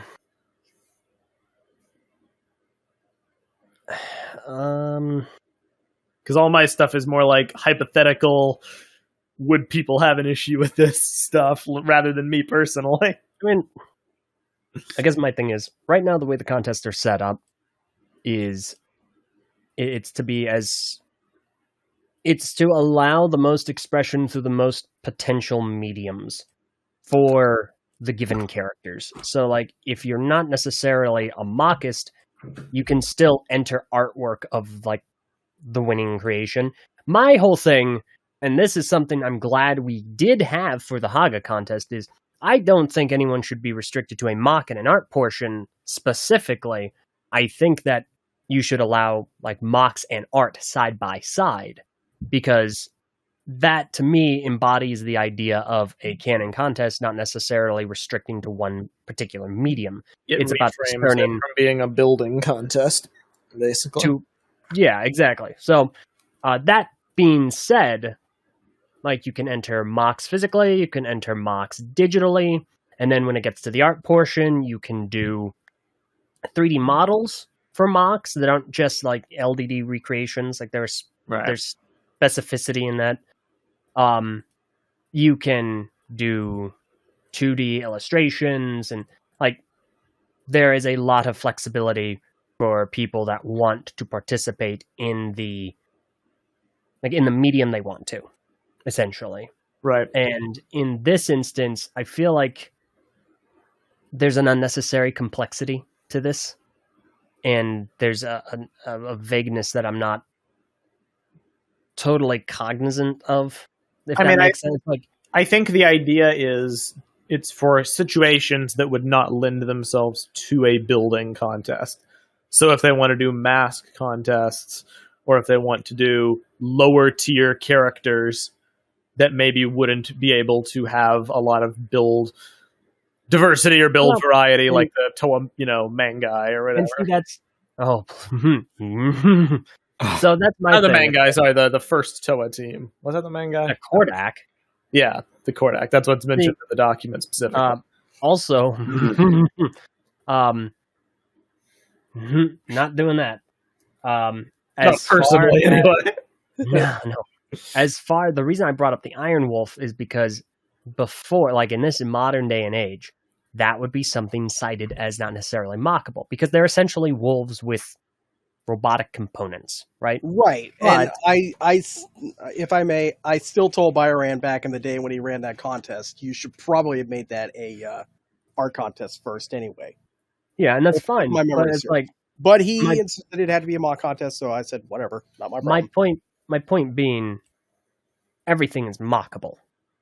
Like, that's at the end of the day the thing. Like, there's a lot of deliberation over the gold skin being, and right now the contests if you can make Tren Crom with real human beard hair, you can make an Iron Wolf. Yeah, that's true. What is my whole thing is, like, right now there's an interesting dichotomy between the mock and the art. So can I get a Tren Pog in chat? Tren Pog. Gentlemen, if we could continue the discussion, please. The artwork is what gets canonized. So, but the mocks are the basis. So right now, it lends itself to a couple of different things. One, you have your canon entry that allows input from both mockist and artist. And two, you have a varying degree of flexibility for recreators. So let's say somebody wanted to recreate the original Artaka mock with the originally entered Mask of Creation. They can still totally do that and feel good about, hey, this has a strong canon component, even if it isn't necessarily like the canon representation. It's still like, this is the basis. You know, they still get a lot of gratification from having that built, right? Or, for instance, like the winning Haga. Like, I think all of them require some form of painted part, maybe with the exception of Pooks. And so right now, like, if you don't want to do that, then you can just go with the basics. You can make Koala silver, or you can make Gaaki silver because she was originally entered with silver armor. Like, there's still a lot of flexibility for recreators or people that want to be like super. I mean, people just like having a foundational. They like having a foundational basis to go off of, basically, in Lego form. Yeah, exactly. And so there's always something to make, essentially. Like, you can always make something. So, like, in the instance, the Goldskin Bean, which is, like, the most debated contest right now. The second being Marendar. Rippling Brussels. Goldskin Bean can canonically look like he's just a giant walking golden lizard, right? But you can also have a Lego version of that. For instance, the Glatorian. The Glatorian are basically humans, but we have Glatorian sets that don't look like humans. They don't have organic components. You know, there's a dichotomy between characters that have multiple different looks. There's no better character to look at than Miserix. Yeah, exactly. That's true. Yeah, absolutely. But so that's the thing. Like, this proposal is fine, but I feel like it's a solution looking for a problem. Can I counter you, LJ? Go ahead. Because I'm just to play off what you're saying. I have just to counter you. It's like, generally speaking, I agree. I mean, that's why the contests were designed how they were. Well, that and the Doric situation. Yeah, the whole Doric being Doric. That technically was, yeah. But I wanted to have a mock component, always, and then an art component rather than one or the other. That being said, everything you just outlined, those are our opinions. Those are our preferences. I don't think you or I personally have any vested interest in the kind of stuff that's being proposed. No, like the Toa Kordak or the mass contests. We specifically avoided like mass contests or the Toa Mangai or the Toa Kordak because those were all things that were being done toward the tail end of Generation 1. Yeah. And they it was stuff like that and like rapid fire, like just Greg PM canonizations that caused Greg to really pull back from answering questions of that nature and canonizing things because the community was getting mad at him for answering people asking him questions. In our specific sect of contest development, we really wanted to stick to named important characters and really like focus on that, or characters that were going to have a big story role. So I guess what we're roundabout saying is, even if we don't necessarily think this is unilaterally good or bad, Eka? So I think it is for those of us on the East Coast 10:32, and I don't say that in terms of wrapping up the discussion. I think that we brought up a lot of good points.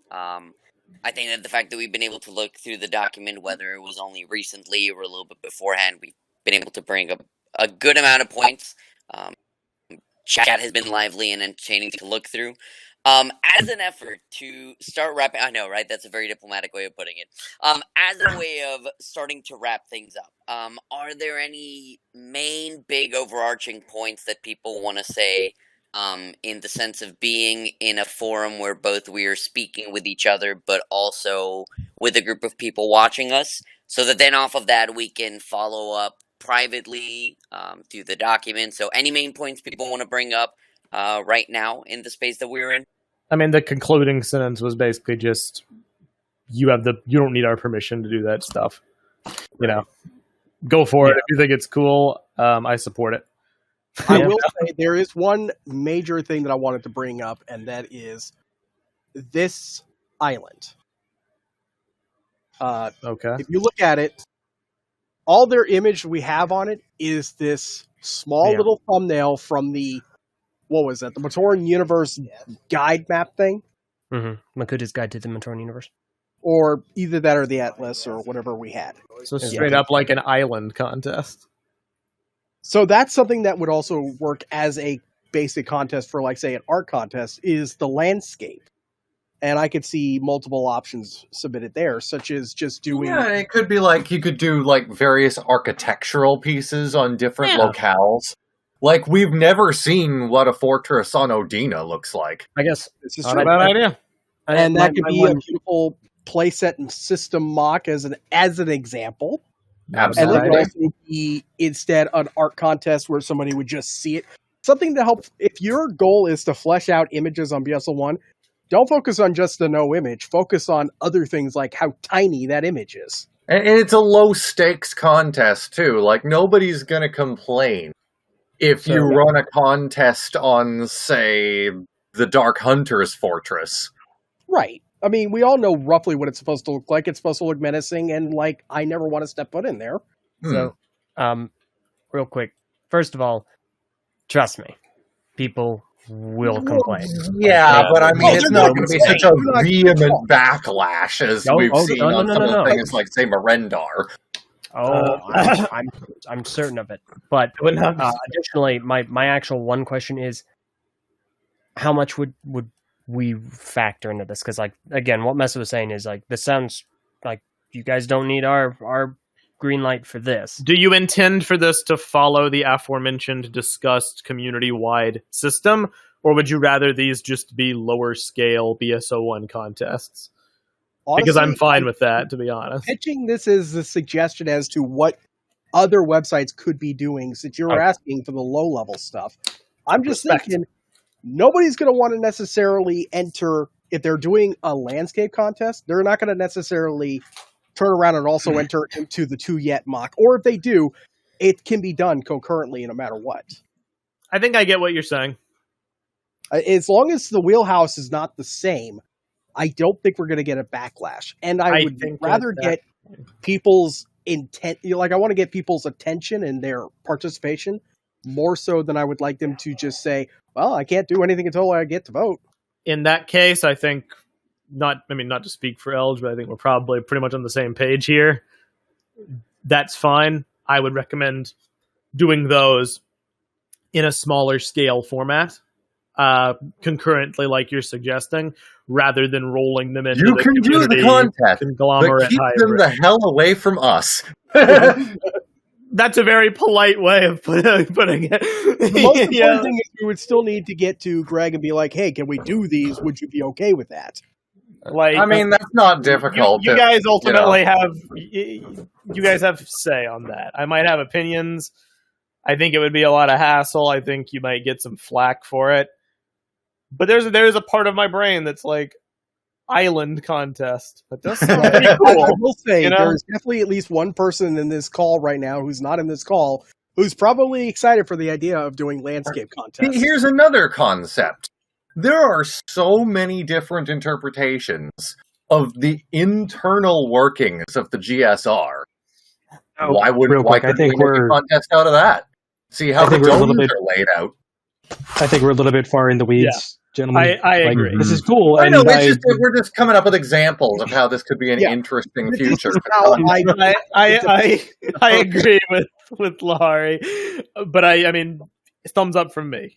That's a cool idea. I like where your heads are at. Super neat, and I would love to discuss those ideas a little bit further after we're done with this. But I agree. We're putting the cart before the horse a little bit in terms of ticky-tacky. I claim the left thigh of the Great Spirit Robot. Okay. To go back around to what Pablo asked, I think the last piece of discussion that we should have, well, there's actually a few things left. I don't know if we want to tackle them all or pick one and then maybe discuss off air. There's the recent controversies about stuff like rules, and then there is Lahari's document, which I believe we could probably roll into one. Yeah, I do kind of Sorry, refer I just to, need to to call out those this issues. one chat message. I want to design the GSR's ovaries. Okay. And that one's going on the thumbnail, gentlemen. Excellent. All right. So Ark, no, you can't unread that. I'm sorry, but yes, please, Meso, if you wouldn't mind. I mean, I'll just give a brief kind of cursory view of where we're at, and then I want you to actually read your document, if you would. Absolutely. Yeah, of course. Just to kind of set the stage for the probable last thing to talk about. Recently, there's been several contentious issues in the community about the contests in development right now, and about the role of asking Greg clarifying questions about upcoming contests in the case of uncertain rule interpretations. The two that are the biggest, it was the Yesterday Quest TOA weapons, which is a very simple, if annoying, situation to explain. And then the Tuyet barbed broadsword gate controversy, which is the most mind-meltingly complex. Like, it's not complex at all. The dialogue around it is complex. Yeah, well, no, I don't even know about that. It's Dude, wholly unnecessary. I know what you mean, but people have been arguing about it for months. I know. It's complex. Trust me, I'm aware. The Yesterday Quest TOA weapon controversy is very simple to explain. People were wondering whether weapons should be mandated for the Yesterday Quest TOA or Chiara and Zarya.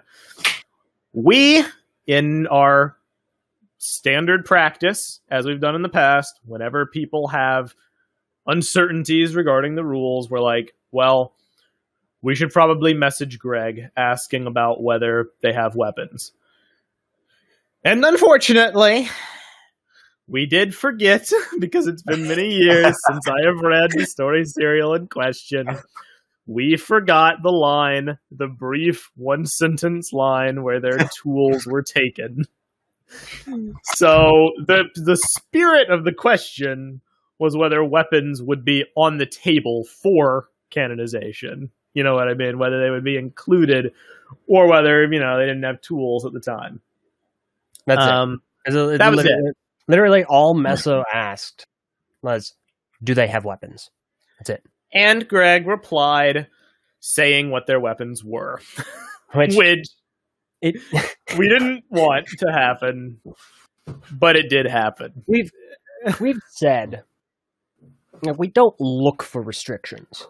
And it's very, we published what the email, it's a screenshot of the email. Yeah. And it shows pretty clearly what the question was. Do they have weapons? Yeah. Which is a yes or no question, yes or no answer.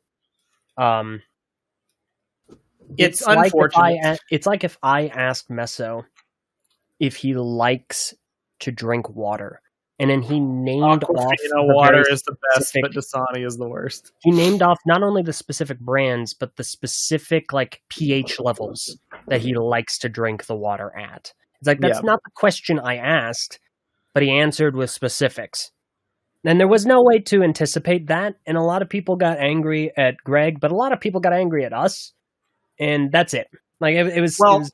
I think the discussion is quite complicated. We did a podcast on it a while ago, and it's not a fit for today's discussion. But at some point, I would like to get some kind of community survey about Greg's involvement. Because from my experience and my very personal view, more details from Greg is not a bad thing inherently. So people are like, you did wrong. Did Greg do wrong? Was this a bad thing? Whatever. If I may interject. You may. I think personally speaking, and I think, Laharu, we may have some points on this written down somewhere. Personally speaking, I think Greg should probably be involved more, if anything. Not to the extent that, we ask him more questions, but I think he needs to be more aware of the context of the questions he's answering. Because it's especially when it comes down to Tuyet's sword, for instance, it's like a Schrodinger's cat scenario. If you ask him a question, unless he's aware of the context, he's going to come up with an answer. And we're not going to know if that's something that he's had in the back of his head this entire time, or if it's just something he came up with because he was put on the spot. So and if it turns out to be world, the latter, then we've just created restrictions where there otherwise wouldn't have been any. So in a perfect world, I agree with you. Context matters.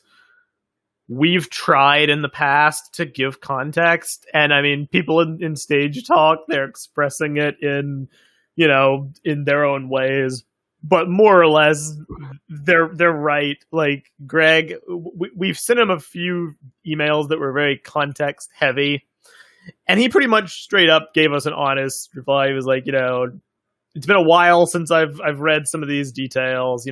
I'm going to need some more time to address them. And then he never got back to us, and we didn't want to pester him about it more. It was about stuff like regional variants, Inika Mari masks. We've discussed it before. Yeah. That's not news. Stuff that all has. I agree with you more than I don't as far as making our lives easier. I don't think it's fair to him to expect the level of constant participation in community. Oh no, definitely not. I'm just saying, it's been... I think it was LJ who stated that Greg values creativity over anything else. So I don't think he would intentionally create restrictions if there weren't any, if he knew, hey, this is what we're going to do with your answer to this question. So if it's not an important part of the core of the character, then maybe it's just better left up to ambiguity. So, two things. One, specifically, I said Greg. Yeah, that's where it's Isabel, explain why you're asking exactly. Right. So it's Greg is all about creativity. Second, he also did give restrictions, and it's like a lot of this discourse is about having more creativity, and I understand that. There is a lot of creativity. There are always going to be fundamentally restrictions, in some way, shape, form, or what have you. They're always going to exist. It's about being creative in frameworks. It's like having a contest theme, and then being creative in the theme of that contest. To try and make a canon depiction of a character in that framework that we have. That's like a canon framework. I think people agree on that to a point. I think the issue is deciding where to draw the line, if any, because clearly there's variance. I don't view knowing what the Toa's weapons are as overtly restrictive, because there's still the freedom to design weapons in that space. But someone who wanted to give Ord twin chain guns, for instance, objectively, purely analytically, they look at it and be like, well, this is now a restriction because he can't have twin chain guns. So that's kind of the discrepancy, is where do you draw the line between what's a framework and what's a restriction? And I think we can discuss that soon in this document. Very briefly, the latter drama instance is Tuyet's sword, which I'm sure most people listening know. For those who don't, the issue is the Dark Mirror version of Tuyet was described as wielding a barbed broadsword. And not the version of everybody. It was Makuta shapeshifted. There you go. Boom. There you go. My bad. Yeah. Thank you. Really got to read Dark Mirror, man. Tuyet did not officially wield it that we're aware of. Correct. Well, no, we're aware of it. The issue is a multi-branching web of Greg quotes relating to the barbs, whether the Prime Universe Tuyet has the same weapon. An email that we sent Greg, which was actually the same email as the Yesterday Quest Toa, where the wording only asked about a sword rather than the extra specific barbed broadsword with barbs facing down. And then we get into questions about Greg's intent. Can I bring back the Yesterday Quest for just a quick second? Yeah, I mean, I just wanted to finish explaining the context of the controversies, and that was the two most recent ones. So go ahead, sir. I will say both Ord and I believe Zarya are Toa that do not have a known Kanohi. So there is still open for interpretation. Yep. Yeah, no, that's true. The only one that we know for a fact has a Kanohi was what? Charya? Yeah, you are correct. There's a Mask of Health. Chara, I guess. Which, so, and that's really the thing. It's like people are getting upset about any restriction, but there are already restrictions. Like, you're not going to make a toe of iron that's blue. I think the question is not are restrictions in general bad. It's how can we avoid adding more restrictions unnecessarily if we can avoid it. That's definitely, I think, the biggest problem that people have is that they think that you guys are asking unnecessary questions, and Greg is being put on the spot to come up with an answer. Which, Pablo, I want to do it so badly too. Just here's the thing. Something that might help in general is if a question needs to be posed to Greg to resolve an ambiguity, and maybe it would be help to post like a draft of the message to Greg before actually sending it to him. And funny you'd mentioned that. Yeah, like that could help the case with the sword question, because then you could have lore experts who've read the Yesterday quest recently, and they could jump in and say, wait, actually, we already know they have weapons. Or funny you'd mentioned that, because I agree, generally speaking, you're correct. Some mistakes could get caught like that. But you ultimately run into a situation where if people already draw their own personal battle lines, you're not going to get much in the way of leeway or feedback. So I posted a draft for a clarifying question to Greg to properly ask about the sword, complete with full context for it. Now, admittedly, because we haven't had the talk yet, and we're not fully collaborating yet, I only posted it on the TTV message boards, but I did ensure that the message was circulated to Discord servers, namely this server in question. And I was like, please leave me feedback on this post. Does this sound good? Does this sound comprehensive? Is this too comprehensive? Would you tweak the wording? I got like one reply from someone actually addressing the post in question. Oh, that's too bad. And I got like 10 people who didn't post on the boards and who only circulated in this Reddit server, who were basically like, well, even asking at all, even the concept of asking is inherently a bad thing. Because we should take the current status of a sword and leave it alone. Well, would that necessarily be a bad thing? Because at the end of the day, even if Greg could have very easily just had like a very vague idea of what they looked like, but he otherwise may have been open to different interpretation, as opposed to just being completely sold on this very minute aspect of a character that he hasn't talked about and in I get that. 10 years. When you write a detailed draft complete with context, it almost sounds less like a question and more like a pitch. Yeah, which is why we've tried to steer away from that in the past. But then you flip it, and then when you ask two general questions, then you run into things where people like to nitpick and poke at the words and be like, it's the classic meme you always say, LJ. You're like, well, they didn't say he's not orange, so he could be orange. Yeah, no, the way this contest like restriction discussion usually goes, and I made a tweet about this back in May, I think. Let me double check. Yeah, so I made a tweet back in May, and I said, the best way I've described Bionicle Canon contest debates is like if Tommy Andreasen, who's like the Greg Farshty for Ninjago, said that Jay is blue, somebody would look at him and go, well, Tommy didn't say Jay wasn't orange, so he could be orange. And then repeat that 20 times. It's a modern allegory to Bionicle problems. I don't think people can agree on the two polar opposites of the Greg problem, because asking too many questions with too much detail is leading, but asking general questions leaves room for ambiguity. So then the solution becomes ask no questions, and at that point, are we not prescribing our own interpretations on the guidelines? It's an unsolvable paradox. Go, Lahar.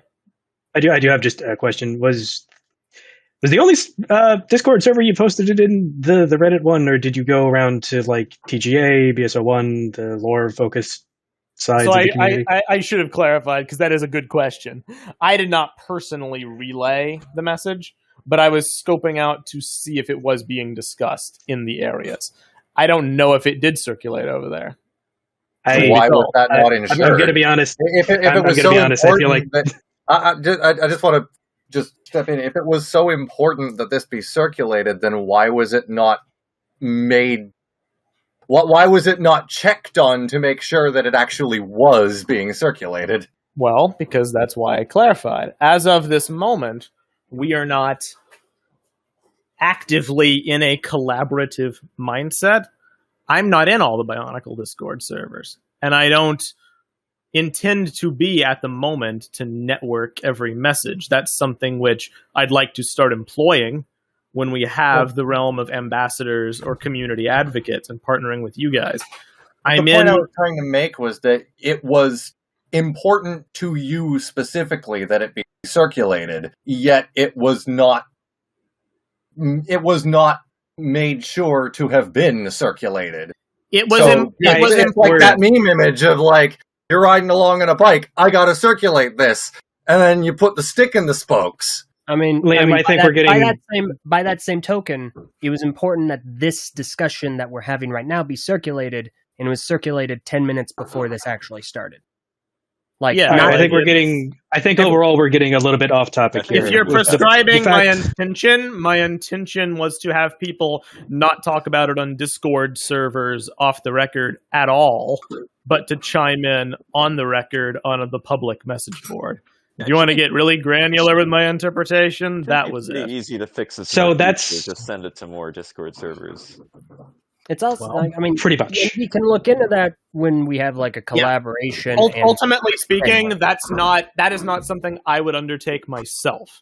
That's something in the future when we have a network to distribute stuff like this, maybe a Twitter account or using the Mask of Destiny news board. When we're in active like collaboration mode, to circulate around the different sites so everybody gets to weigh in. I think a lot of people we don't have that infrastructure in place yet. The post. Lahari, you got something that you want to mention? So overall, I do think it was a little bit of I do think it was a slight error to not go around to the lore-focused elements of the community specifically. The fact that it didn't happen, it's water under the bridge. I think everybody here who has anything to pay for that has paid for that. We don't need to keep on bringing it up. I'd like to move into your document now, if you're ready. Because we've discussed elements that are brought up in that document is one of the reasons I'd like to try to pivot towards it. I'm down for that. All right. And if that's the case, basically, this is a little bit of napkin math compared to some of the other work that we've done. But in terms of an outline for how best to construct these rules, what level of influence Greg does have on that, I think is definitely up for debate because, sometimes it is poking the bear, asking him questions, whether or not they are leading, whether or not they are vague. It's difficult to kind of thread that needle. I think we've all experienced that before. That's a bit of an understatement. I mean, poking a bear would at least get a reaction. Poking is leaving bear sometimes, but the point that I'm trying to make here is that it can sometimes be something of a monkey's paw whenever he's asked something, as the story about the Yesterday Quest folks' weapons, I think, illustrates quite well. Mm-hmm. So in terms of how much influence Greg does or does not have on how the daily operations proceed, I think that it should be as minimized as it can be. But basically, the three parts of this suggestion for how rule construction should work going forward basically does have us talking to him at least once, obviously, before a character goes up for voting. And we would ask him specifically what he considers to be the core qualities of a character. We would, mention what their element is. Obviously, we would give him a surface level write-up of most of the important things that we know about that character, without necessarily going terribly deeply into the Greg archives or any of the extra materials that we would then go into after we speak with Greg and get the core from him and understand what he thinks the essence of that character is. And as everybody can kind of see here in the part one document, the part one part of the document here, that would constitute what I list here as the core document, which gives us the essentials. Then from that point on, so that way we don't bog Greg down with a million and one little details, potentially leading phrasing, and potentially just getting details that either don't make any sense, go against everything else that we know, or provide and elicit further restrictions on Marcus, which is obviously something that we don't want to do. Because we are already restricted. There's no reason to add yet more. We would, as a community, and ideally the more lore-focused parts of the community, like TGA, like Myths and Legacy, like BS01, Mud overall, I think, is actually fairly lore-focused meta community. Mm-hmm. Go out and research every little thing that we possibly can on those characters and develop the ancillary stuff that would be nice to have. And the biggest point of contention that I definitely see on this potential implementation is the fact that most of the stuff that goes into the extra research would kind of be graded or weighted, so to speak, in terms of how important the community overall thinks those details actually are. Because ultimately, there are some points where restrictions are good, there are some points where restrictions are bad, and if there is one kind of vaguely phrased, maybe poorly sourced Greg quote that states that Chiara, for example, has a Prada handbag or some shenanigans like that, then obviously we would take that with a grain of salt, grain of skepticism, and probably omit that from, and of course being hyperbolic here, we would omit that from what we think a nice to have on that character would be. Right. And in essence, both of these things together would constitute a grading sheet that would let us, and let the monkists specifically, enter things that might not necessarily be adhering to 100% the letter of the law. We would be basically all kind of as a community agreeing, if this were to be implemented, of course, a margin of error that a mockist needs to meet for their entry to be considered valid. Because it's a lot to expect people who only care about the toy side of the fandom to do all of the heavy research and potentially research on behalf of contest organizers to make sure that they catch every little ticky-tacky detail. So, for example, like the barbed sword, I don't know precisely where that is sourced, whether or not it's from a Greg quote, whether or not it's from just from the email, whether or not, like, where specifically that comes from. But say, for example, that was... say again? It's a quote. It's a quote? Okay. From the email, from like the BZP I believe board. it was BZP. Am I correct, Elge? Okay. It's in the archival. I think it was BZP era. Give me a second. We have it like yes, it's from BZP. Okay. Then yeah, that's fine. So if there was some other source, maybe an earlier quote, maybe a later but more firm quote would dispute that, then obviously we would take both of those into account and use the TGA canonicity tiers to kind of, deal with that dispute. And for the things that don't appear in the core document, we would weight them in terms of importance, say, on a scale of 1 to 5, for example, and then every single entry would be graded by the auditors to make sure that it falls within a certain threshold set by the contest. And if it falls underneath a certain threshold where, hey, you only got one thing that was 2 points, say, that was incorrect on your mock, it wouldn't necessarily be sent back just because it's within the acceptable margin of error. So, okay, it's a lot to try to communicate over voice, and I understand that. It's a lot to communicate overall. I think the idea is, like, there are certain points, certain constraints where you would draw a line, like things that are mentioned in novels or the serials you wouldn't want to budge on. But if it's something like Greg came up with off the cuff in the official Greg discussion in like 2007, maybe that's something that, it wouldn't be a big deal, where if the contest winner kind of violated that specifically and Greg just kind of retconned it after the fact. And I think Lahari's idea is to like allow that to happen, but kind of limit the number of times it happens. So each entry gets like a point system, and they're allowed like... Basically, it can only happen on parts of the character that aren't core to their design. Like, you couldn't just retcon that, say, like, to bring up a previous point, you couldn't argue that a Toa of Iron is blue just because it's never been stated that they aren't. But, because obviously that's core to their character. But you could very well say, well, Tuyet's sword is barbed, but the barbs can be in any real design. Because that's not core to her character.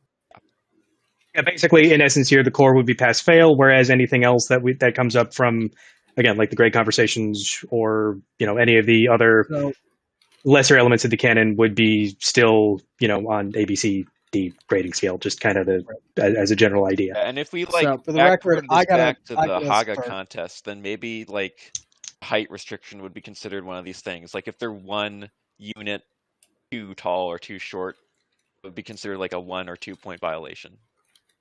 Exactly. Right. All right. I got to get out of here. I'm just saying. So, was your cutoff 2 hours? I thought it was 3 hours. No, unfortunately, I got to get going on other stuff. Okay. Well, fair enough. Have you said your piece? I pretty much said my piece, which was I want to participate more. I want my website to be more participating. We'll see what happens. Go for it. All right. Yeah, we're on the same page there. Yeah. And I still have a PS1 representative. Please don't make Dork your ambassador. I'm begging you. you just got like the best ambassador anyone could ask for. He's right. Swag. Flattery will get you nowhere with the moderator, Elder. All right, so it's okay as long as it doesn't get me anywhere with Dork. No, knowing my luck, I have 2 people that would work as my Discord moderators. I've got Woke and I've got Liam, so I could always force them to do it. Yeah. Farewell. Not like Liam hasn't done things for me in the past. I literally made the entire Discord server. Yeah.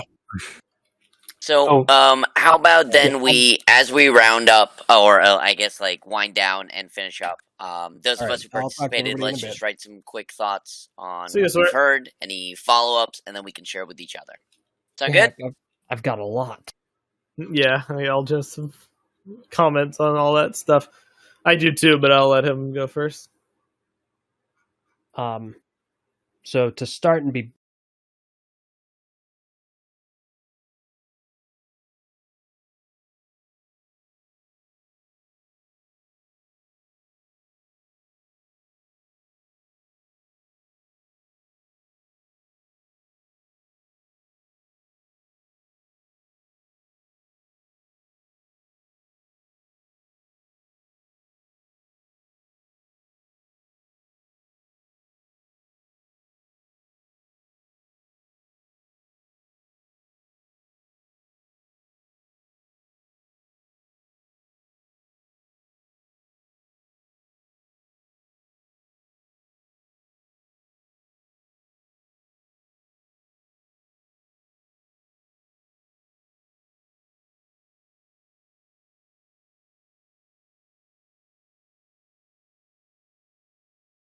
blunt, this is but then at that point, what's the point? Who decides that? By vote?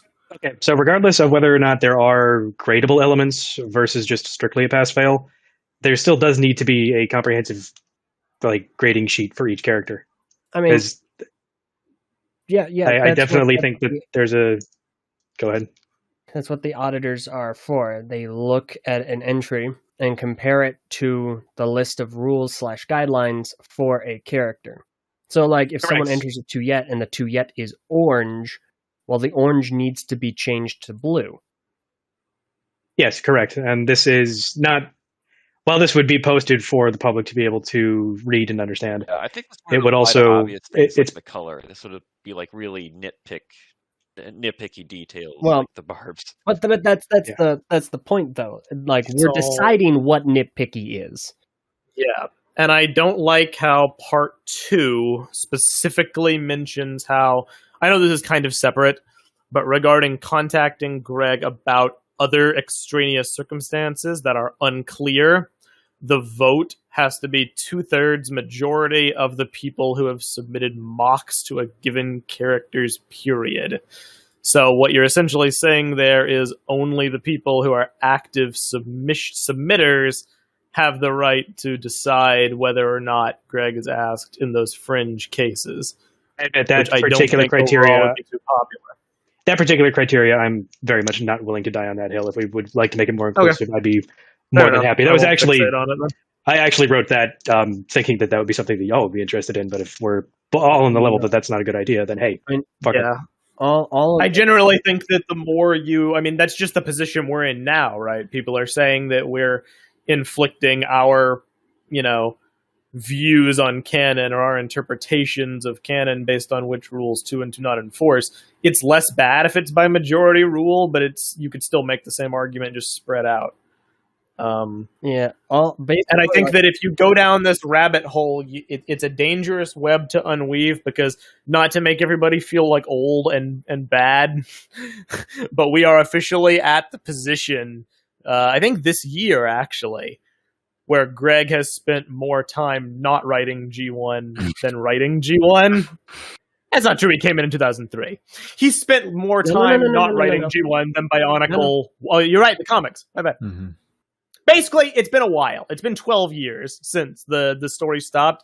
The amount of post-story questions and answers and extra canonization is now so massive, and people have treated that as law, way before the canon contests existed. If we're at the point where we're picking and choosing from that, or doing the canon tier list where we dictate, okay, so if it appears in official material, it's weighted more than if he answers it in a blog. Full disclosure, personally speaking, I get the logic in that official material having precedence, especially if it was sold by Lego or part of a Lego sanctioned product. But that will kind of unweave a lot of the fandom ethos if we start on that rabbit hole. Like, throw the contests even out of the discussion for the time being. We could start holding polls on, any of that stuff. Does Nadiki really need a Vol attack? Maybe he could have a Kowalski.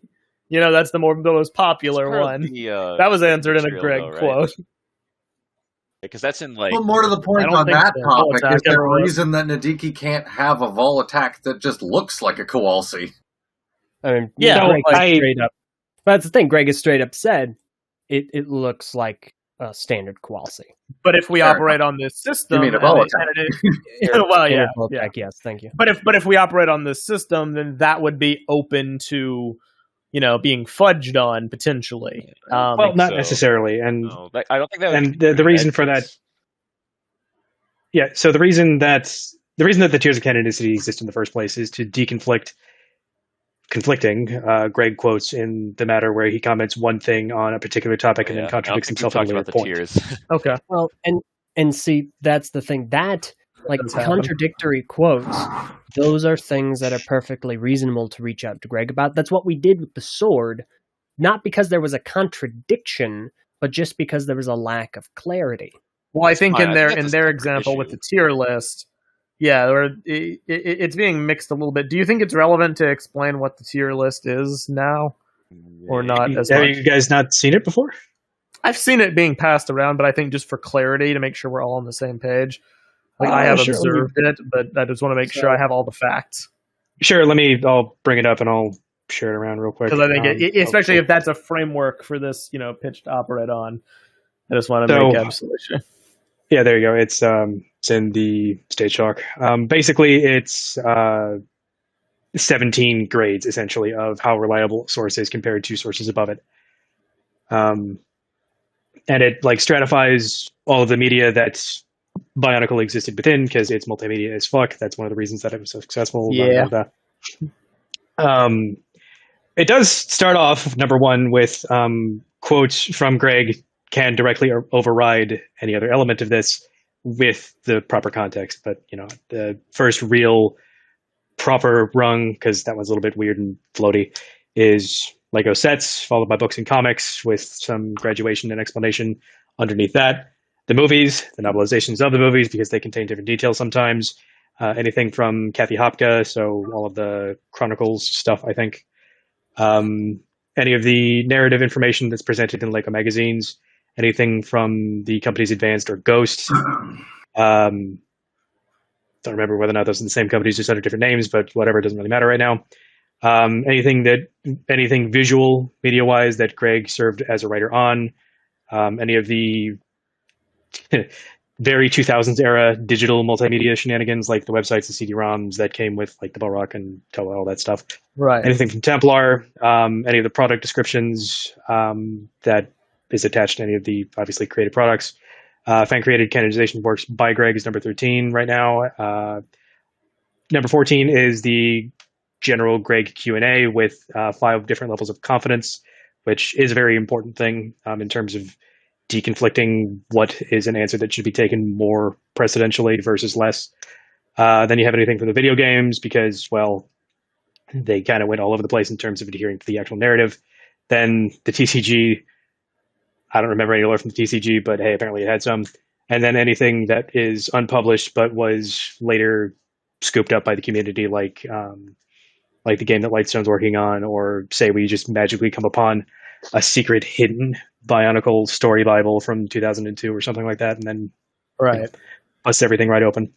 Now, and then from there, we would use these as a methodology to primarily deal with Greg quotes, because how early they were created, whether or not they reference the same issue is really the primary reason. As a tangible example, there was a style guide recently released for 2004 that released a whole bunch of early information on the different powers of the tiers of Kanoka discs. Bruh.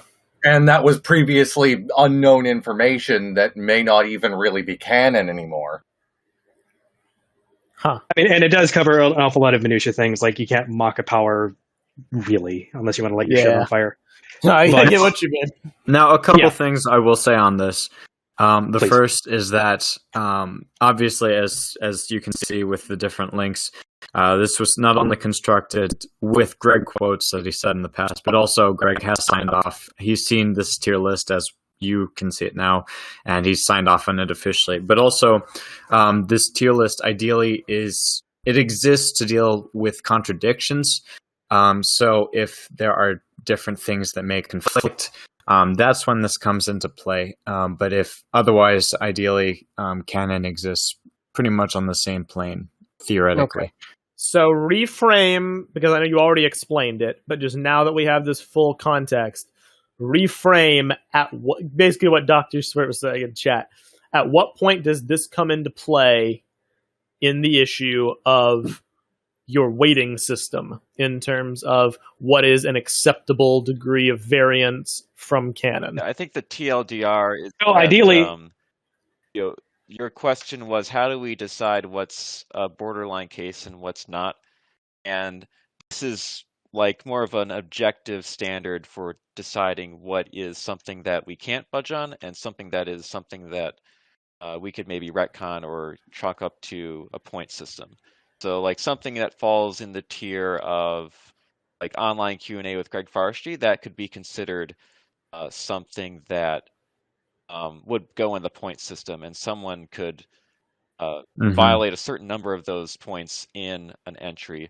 But if it's something that appears, say, like both in the Greg Forestry discussion and in a comic book, for example, that would be an example of something that you can't budge on. So much. So in the case of something that we would put up as a nomination for potential points-worthy thing, instead of considering it sacrosanct canon, would be something that falls under the lines of, say, 14.3, maybe 14.4, I would say fairly definitely, and 14.5, obviously. It's kind of like him being non-committal, him saying, oh yeah, it could be a thing. Because I think there's, and I tend to forget this sometimes, where people don't realize that an affirmation that's kind of half-hearted doesn't necessarily mean a yes. Doesn't necessarily mean that something I says agree in the realm of reasonable doubt. But if we're going to go on wordplay, it's not wordplay. It's an actual. Well, I don't mean that. It's a qualitative. I don't mean that. It's a qualitative statement. Is what I'm trying to get at. Yeah, I apologize for that stuff. I'm not trying to belittle. I'm just saying, like, if we want to go in terms of examining how he answers the questions, I think we're in agreement. I would consider, I guess, or maybe as not a binding thing. That, to my knowledge, has not been the context so far when we're framing this conversation. We're talking about a Greg quote at all, even if it is an affirmative statement. If it exists only as a quote and it's not supported by official material, that would be more likely to be, or I guess there would be more of an allowance placed on messing with that versus something which was decreed in a book. Am I correct on that? That sounds good. More or less. Although, again, with solid affirmations like, yes, this is a thing that occurred, or this is a specific detail that is ascribed to a specific character, then we have much less wiggle room in that particular regard. But so long as that would be accounted 14.3 on down. Yeah, I mean, naturally, obviously, there is no level of nuance that is too much in this particular case. Because so it's good that we're kind of getting that. That changes my oppositions. Because if we're going strictly on maybes, I'm actually like, yeah, I agree with you. There haven't been many maybes discussed yet. I'm not sure if any of those. Which is fair. There will be. Because there's already there is going to be. There's one waiting in the wait because Greg has said a Toa could paint their armor any color.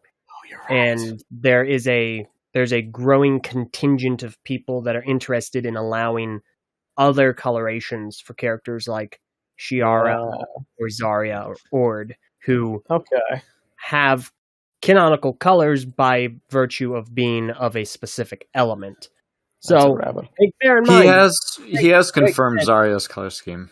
And okay, fair enough. So Zarya is fine, but the other two are still up in the air. Boards as well. Okay. Sorry. So Zarya, to degrees.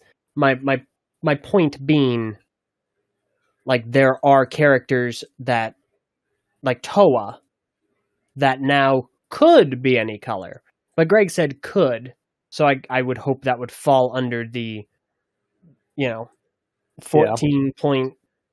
Maybe 3 or 3, yeah. 14.4.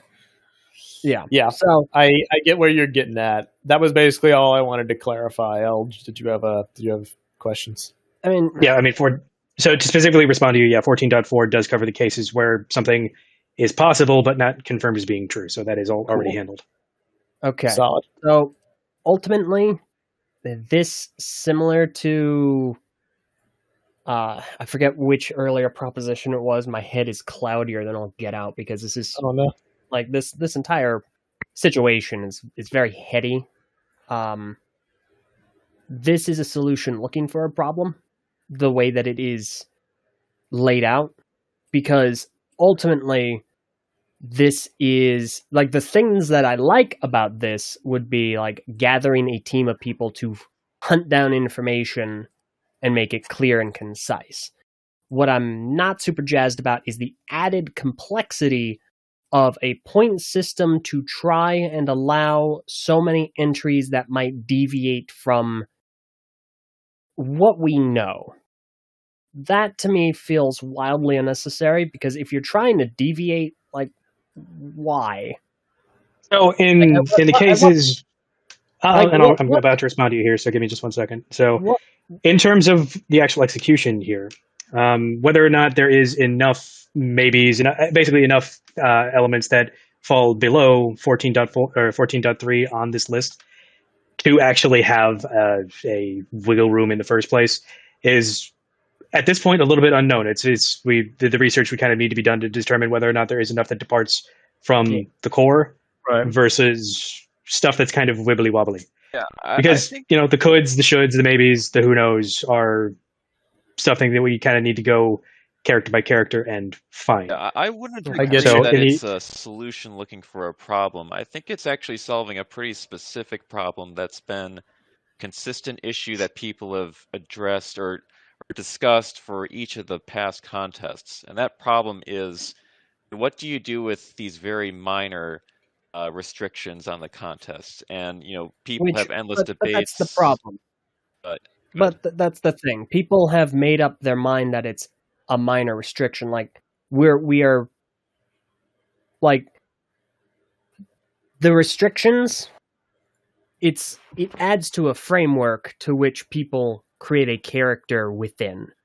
You know, like, some people believe that they're minor restrictions, but in all reality, they're just a part of the design, you know? Oh, there actually is. I do have a I think this is something that would help people who want fewer restrictions, not more. So this would help people who dislike having extra restrictions, like the direction of the barbs. Yeah, I keep picking on that example, but yeah, it's the most prominent example. Yeah, like this would give people more allowance, more wiggle room with things that they to not be canonically compliant. Well, I think there are cases I think that dubious if something really has to be strictly followed. I think the barbs. Well, so in this instance, so just to also clarify again, there are different levels to this because there's the mock side and then the art side, because the art side's getting canonized. So, like for instance, so the barbed broadsword situation for context. Barbed broadsword is what is going to be Tuyet's weapon. It is what she will be carrying. The direction of the barbs. So a barb, for anyone curious, a barb is an item which, when you like stick it in something and pull back, like it catches, it hooks onto it in a sense.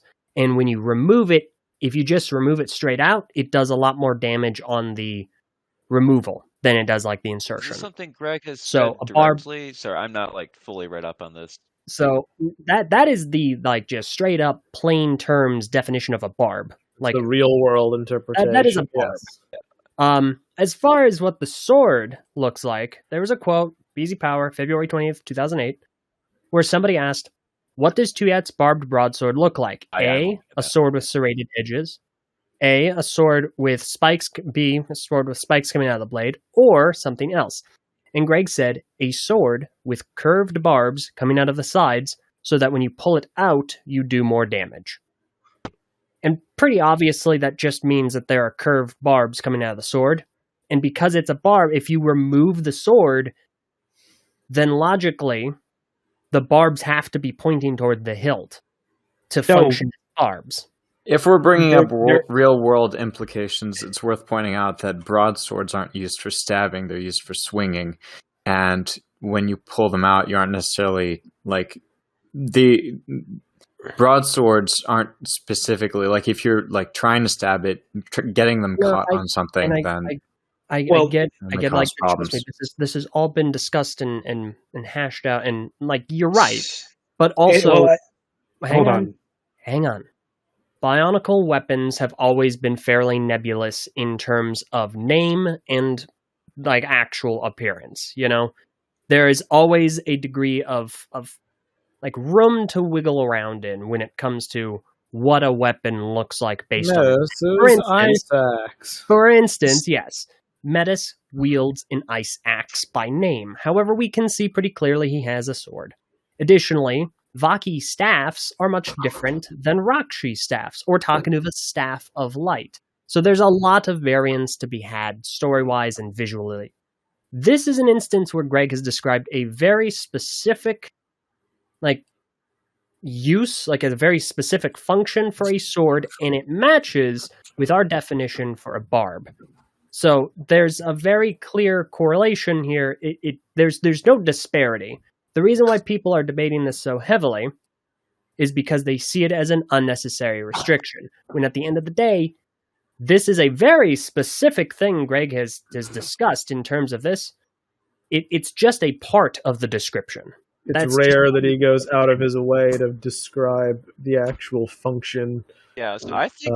I do have one... And I think it makes perfect sense to take this quote and conclude that it's probably supposed to be a sword with barbs that do point towards the user. It definitely I think the issue is that a lot of people might not feel the same way, especially since it's not something that Greg explained specifically. And this would be considered more of a minor point. And well, but so the problem that I see with this particular interpretation, and just to kind of get the thought out here, is that whilst, you are kind of right that barbs facing towards the user in this case would, on pulling out, probably do a little bit more damage than barbs facing forwards. That doesn't necessarily preclude that there aren't barbs facing both directions, or that there might not be a switch function, because, well, Bionicle loves its multifunction weapons. Okay, but then you're just adding, like, you're just trying to backdoor canonize things. Well, that's exactly what the, like either one is an interpretation on the same level, though. Functionalities. Yeah. You're trying to, like, backwards, like, interpret, like, and additionally, in our... But no, that's not right, though. And I need you to understand that fact, because they are both on the same level of assumption. You are assuming that they are all uniform in direction versus potentially going both directions, potentially being like the shape is still nebulous based on that description on its own. Okay, so some barbs have to point toward the hilt. I think that'd be a very acceptable compromise for most folks. Sure. Okay. I think it's not super useful to get lost in the weeds of the technicalities of what's a barb and what's a broadsword. I think the more important point is how do you handle cases where there is disagreement on these minor points, and I think it doesn't make sense to delegate that responsibility solely to TTV and to have more input from the community on matters like this. So Lahari, there was something in the plan about that, right? I believe. Well, I mean, yeah, basically part 3 kind of is just part 3 of the proposal, I should say, was just a summary and a training session, basically, for the auditor group once everything is more or less figured out and the public side of the research phase is done. Because as far as the research phase is actual like progression, I definitely do see it as potentially decent content for most of the content making folks here. So what do you define as content? Because you use that phrase, and I'm not sure what phrase you're thinking it means. I'm trying to use it in, and I might be misusing it, and I do apologize if I'm not using industry terms correctly, rather. But the idea here is that the findings from a large research group would be an active conversation with the community, eliciting feedback, eliciting people to go quote mining, so on and so forth. And then whenever all of that is done and all of the mysteries have been settled, a summary of that would be published, and everybody can understand exactly what the character is at whatever minute level is available for us to know. That's fair, I suppose. Let me just reframe the context of this, because I think we're all forgetting one very specific point, both us in call and also the people in stage talk commenting right now. So this discussion right now, we're working under the assumption of Lahari's most recent proposed document, which involves a degree of canon flexibility, I guess. That's probably the wrong way to put it, in terms of mocks, where there's a point grading system, entry by entry, that will be audited to determine which things are hard rules, which things are bendable, which things are flexed, etc. But to answer what you mentioned, Planet, about how you don't think that that's something that TTV should have full unilateral say over, we agree, which is why if we cycle back to the earlier proposal, is that all the rules in our idea and our vision would be deliberated on, discussed, and locked in before the contest starts. Now, we might have hard set restrictions, we might have soft guidelines, we might have whatever, but they'd be decided on by everyone, and in the issue of contentious elements where people have different interpretations, the representatives from the different communities would simply vote to decide which is the case, and then lock those in. Would that run the risk of annoying certain people if a rule gets passed that some people take issue with simply by way of ambassador majority? Yes. Do I think it's superior to deliberately having ambiguity on everything to be ranked on a point-by-point system by way of Greg quotes official material, whether Greg says maybe instead of whether Greg says yes, to then produce a winning entry which might have variance in the canon? I do think that's a preferable alternative. Get any conflicting points out before, not apply majority rules mentalities or a point-based grading, because that's just going to make life so difficult for the auditors too. Not that we should be judging our rules based on the activity levels of people, but not only will it dramatically increase the workload, but it fuels the minutia to a different source. And suddenly we're having to grade each entry, and some people are going to get annoyed if an entry wins that violates canon even a little bit. And who are we to say, well, that little bit is fungible? I'm probably misusing that word. I'm sorry if I am. Just fudgeable. Fudgeable. There you go. You shall not. I'm sorry. NFC. Don't even think. I'm not even bringing that up. Because really, the way this comes off to me is just simply it's a way to get more entries in, and that's I agree that is the goal, but it's going about it the wrong way. It's just getting more nebulous entries in for no express gain other than just more entries. I think it's it is also a lot of people feel like they wish they had more creative freedom. Then enter BioCup. Well, this is different. Yeah. It's an olive branch. I will. Let me just address something. Yeah, go ahead, Master. So, Voot posted a comment here in Stage Talk. Listen, y'all, I don't even really care if I get unbanned. My contributions wouldn't even be good enough to warrant losing my fun meme of getting banned for 1,000 years. What I care about is that you have the ability to make things better for everyone in an event that's for everyone, and yet you choose not to. You choose to stick to being hard-headed about details that don't matter, and that's why people have lost respect for y'all. Just be willing to admit you've screwed up in places and do something other than have Meso say, next time will be better. That's all we're really asking for at the end of the day. And I responded in chat, and I was going to leave it at that, but I felt it'd be better to read it verbally. I would strongly encourage, when this goes up on VOD, to re-listen to the earlier discussions. I don't know if you chimed in near the end. I don't know if you missed that. Right now, what we're discussing is a very specific proposal by Lahari to grade entries based on a point-based system after they've been submitted to allow different areas of canon flexibility. Our alternative proposal is to just get more eyes than just us on the rules, period. And if any of this deserves to be hashed out, suddenly we're not an echo chamber. Suddenly we have other sites and other people involved, lore-heavy people. People in this call would be the people I would want as part of that discussion. People who know their stuff, people who can help clear up some of this ambiguity using useful tools like the document, but to decide on a hard coding of rules and just leave it at that. Whether they're unpopular or not, be damned. Whether they're flexible or creative enough, be damned. Canon precedence matters. Go on, Larry. I'm done. Yeah. As fond as I am of the idea of the grading sheet, I also don't know how usable it's going to be to find things that do fall below 14.3 on the Canon Institute tiers in the first place for any given character.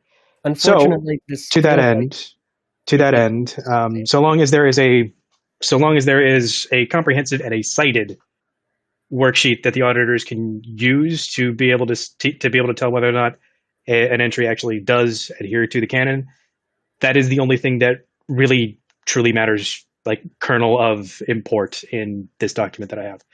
I want to try to be flexible. I want to try to extend as much of an olive branch to the idea of flexibility as is possible. But if the text itself doesn't support that, then the text itself doesn't support that. There's nothing that I can do about that.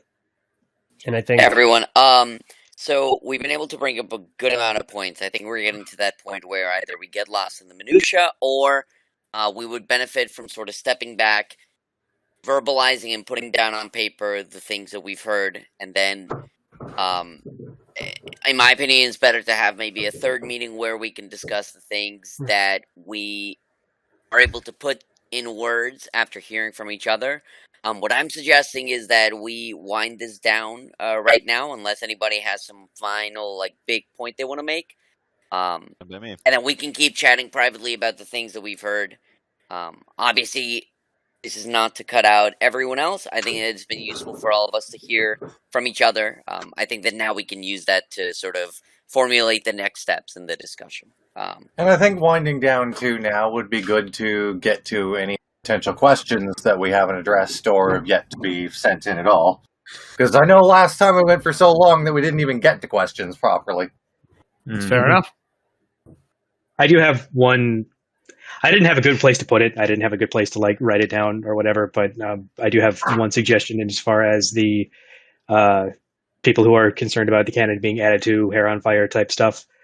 Has the idea of just stating that a character's appearance in the contest is canon at a specific point in their life been floated to you guys at all? Is that a concept that's been tossed around? It has bits and pieces. It's never been one I've directly engaged with fully, exploring it all the way. So I think for Artaka specifically, that was something that was kicking around in my head. His mask does change. It's deliberately nebulous looking in the text. And Artie, I'm sure, probably mods tricks out his armor whenever the fancy takes him. So a methodology for keeping characters, especially like that, especially shapeshifters, especially, is it Marindar? Marindar can shapeshift? ? I don't remember all the way. But my point is that characters that would have gone through an evolution, like we saw all of our, the main Toa cast go through evolutions every year, or at different points in their careers, saying that the canon contest is for them, say, just for example, at the end of 2010, like the Yesterday Quest group, might be a decent way to leverage and compromise the idea that you're not taking away any other interpretation that could feasibly work within canon. So, real quick, wait, where does it say that the mask of creation shifts form? Does it not say that it's difficult to fully perceive the details of it whenever he appears at the core processor? I've never heard of that. Yeah, no, that's not. I mean, it's been a while since I read the Endgame serials, but I think you're thinking the Ignica, which does shift. I might be thinking of the Ignica. You're right. That could be it. So, and even that's probably, realistically speaking, that's probably just a retcon, because in the first interpretations that it appeared in the comics, and by ears, they did not yet have a finalized design for it. Rabbit ears, Ignica. Yeah, but the rest of the point stands, even if that detail was a little funky. But you get my point. Ultimately, the application of what you're suggesting is more or less it's functional without explicitly being stated. Because all the characters we've dealt with, the quotes for their descriptions are from whatever they're being described, however they're being described in current, or as in current as the contest is addressing them. So Artaka, his description is from Reign of Shadows. Mm-hmm. Helrix, her description is from basically any media she appeared in, which is all current. It's all recent. Same more or less for the Haga, but that was less armor and weapons, as it were. So the practical application is already more or less in effect. It's just wherever the quotes are coming from and looking at the context of where they're coming from. And however anyone wants to interpret that and allow that to enter their own headcanons is entirely up to them, because this is a greater conversation about whether or not canon matters to you as an individual, the general you. Because some people are I have my own headcanon, my headcanon is this, or my headcanon is that, and that's fine. That is 100% okay. Nothing will ever take away from that. But canon also does factually exist. Its purpose is to chronologue the things that we can interact with. Kalma has a canon mutated design. Helrix has a canon design that we see her as. But how you choose to interpret that and work with it and incorporate it into what you do, nothing is going to restrict that canon or not. In terms of there's nothing that we need to do to allow people to do that. In the instance of shapeshifters, the second list has a handful, and at that point, it's like those are awesome because even if, let's say hypothetically you had a Makuta, and a Makuta was run another Miserix contest, and it would still be canon. Yeah, more or less, right? Because even at that rate, it's just a form that they could take. Like, for instance, the Miserix we know is red, but in story, he's described as green because he's a shapeshifter. Oh, God. You know? And so that's the thing. There's nothing that, as far as shapeshifters are concerned, we can just say, hey, this is how it was described. You can choose to do this, or you cannot. And those are awesome. Those are a lot of fun. And in terms of the things that have tangible, descriptions, there's nothing we need to do to allow people to interpret it how they want, but we funnel it into the framework that is described to let people work inside the box and be creative within that framework. I just want to call out something real quick that is hilarious, and I would totally go for it. The comment from Lamente says, I said this before, but idea, whatever 2-yet gets the lowest votes in the mock contest should canonically be the decoy 2-yet. Oh my god. I would absolutely be on board with that. That's hilarious. I love it. That's hilarious. Do we want to go for any questions, or do we want to continue this dialogue? I mean, I think it's probably about time for questions if we're ready to wrap it up. Yeah, I think so. I'm feeling the wrap up myself, but yeah. I'm fine for questions if they're they look to all be pertinent. Going once, going twice. Now let's take a look. Boxers, because who the fuck wears briefs? If they're substantive. They look to all be more or less. Boxer briefs master race. Did we want to have one of the moderators read them or not? Yeah, Zath, if you wouldn't mind curating this on our behalf, please. Sounds good. I apologize also for the mic picking up. Lamente, sorry, I have Loki on the brain. You're okay, dude. No worries. Are we going to go with stage questions then? Yeah. All right. Do we want to go from the very, very beginning or start from a specific question? Beginning is good. Yeah. All right. Have you made any changes to your end of contest handling that'll make it more sustainable, prompt, and or easy beyond adding the entry vetting team? Currently, no. See last 2 hours and 45 minutes is my snarky but also 100% serious answer. We're looking into further community partnership. We're looking into community engagement in curating rules. The Mask of Destiny team is looking into a independent, standalone potential voting system. We're looking into potential ban amnesty and silencing, and we're looking into there you go. Well, I think it's silencing is the technical term. Yeah, silencing is what it's called. And then we're looking into further advertising and promptness for not only the contests themselves, but also situations that need community feedback, a la the prior Greg quote shenanigan, right? Greg email, rather. So yes, but not yet. It's still in development. Yeah, I mean, it's literally what we're here for. That's why we're here. Yeah. All right. And I love you directed at us, so yeah. I am not active on TTV, and I don't intend to be, yet I still want to vote. Can I vote, or am I so out of luck? TBD. That's what that acronym means. TBD. Find out. It's like that. Yeah. Last question. Yeah. If we can effectively prototype the system that we discussed very early in the stream to everyone's liking, then absolutely, I'd say. Yeah, that's the goal. Otherwise, of course, my answer, biased though it may be, would be past the initial activity checks to prove you're a real person and not a malicious actor.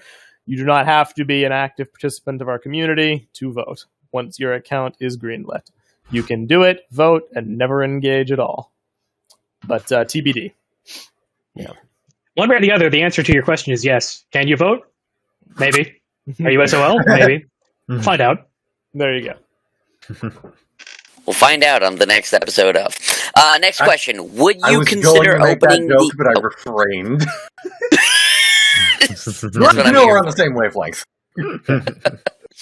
Would you consider opening the entries up to the Flickr and Instagram communities? 100%. Yeah, I think that was discussed with the smart element. We didn't devote a comprehensive list of communities, but it's kind of obvious to kind of figure out the big ones. It would be like Flickr, Instagram, mass posting, BSO1, BZP, Reddit, obviously. I think I already said them.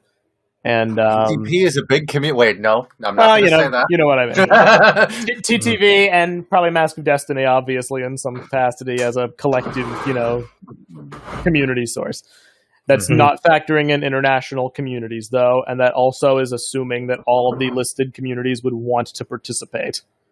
I'm just listing them because they're active. They would need to actually have a willingness to do the thing. But the answer is yes. In terms of accessibility as well, this next question, and obviously we can hear them and say that we're going to add them to the proposal. If you really want to keep voting on TTV, have you considered making the requirements to vote more accessible? Like right now it's a half hour of reading boards and stuff, I think. Parentheses, correct me if I'm wrong. What if instead it was a captcha in 10 minutes, for example, and then you can vote? Or if instead of reading it was 10 minutes of a flash game, parentheses, edit. That's a funny idea. I'm sorry, question reader man. I don't currently know if we have the infrastructure to add a captcha. I'm just straight up not sure. As far as the time limit is concerned, the less amount of time, the easier it is to convince people to participate in malicious action. So if you are heavily invested in participating, half an hour is nothing to you because it's half an hour once, and then you're on board and involved in every subsequent contest. But if you only care about messing around and you really want to mess around a bunch of times, half an hour adds up a lot. And I just wanted to point out as well, if there is an interest in adding a CAPTCHA to this system in place of more obtuse measures, then I think that's something that could be looked into when we're working together to work on this new system. A CAPTCHA would be what I would consider the bare minimum. Okay. Yeah, it should absolutely have a CAPTCHA of some form. Any additional restrictions would be, gravy towards increasing the security.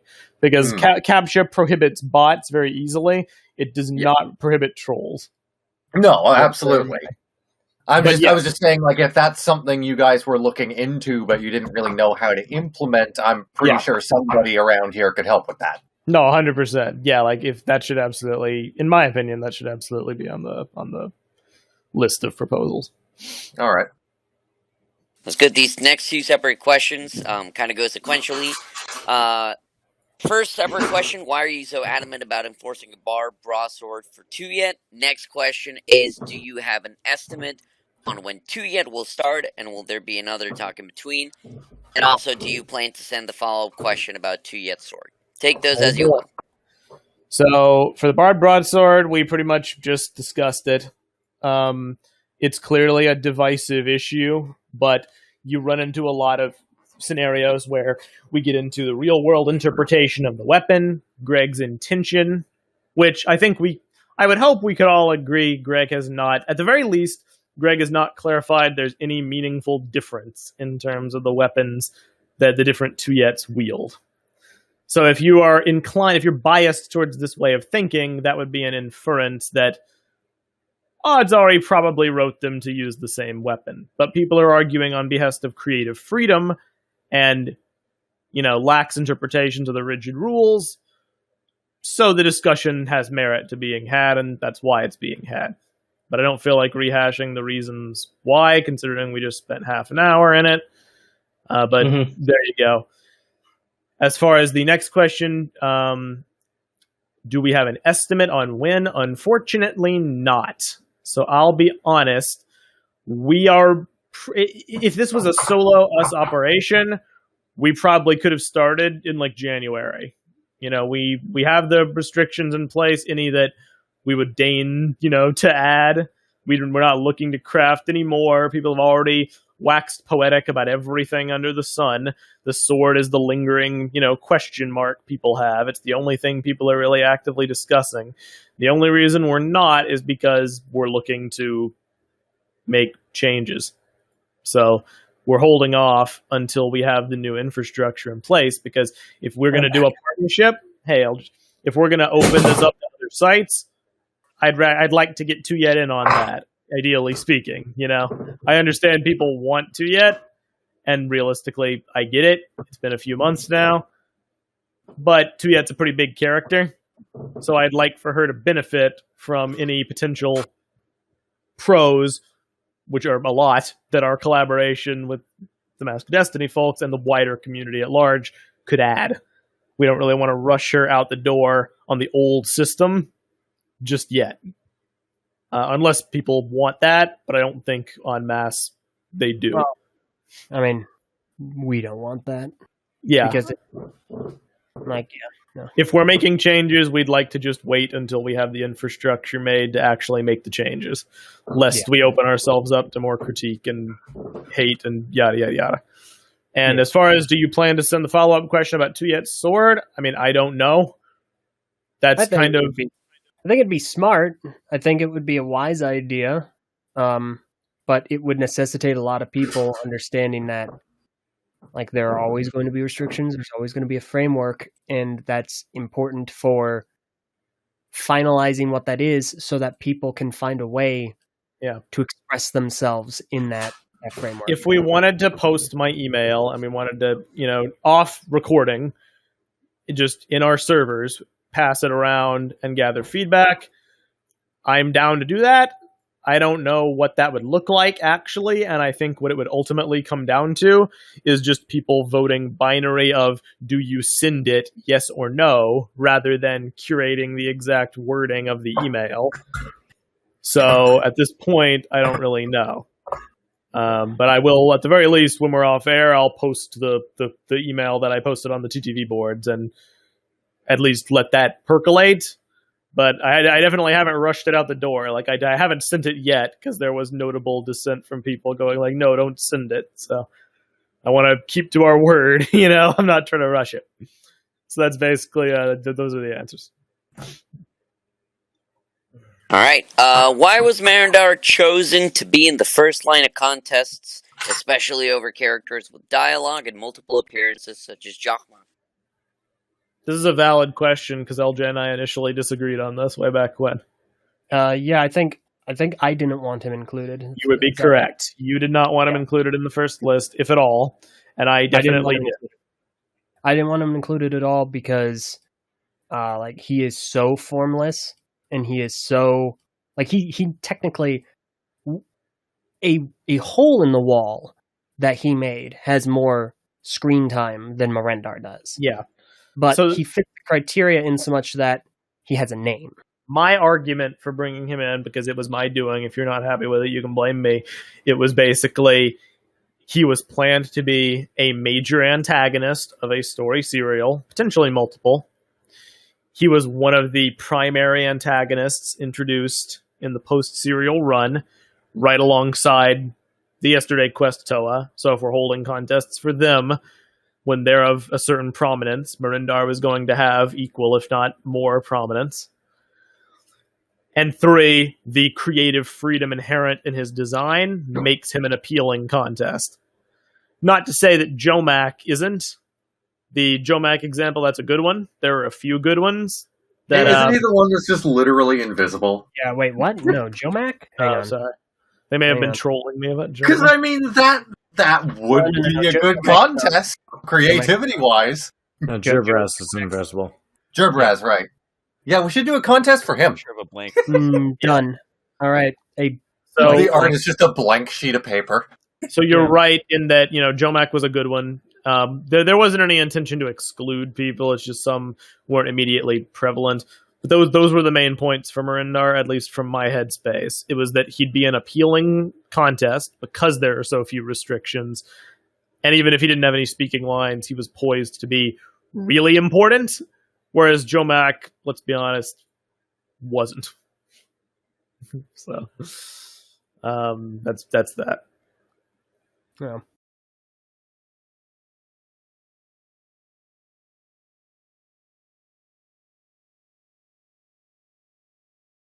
What are you going to do with all the Lariska mocks that depict her with a vortex head or an overall snoot, considering Nidiki was weird?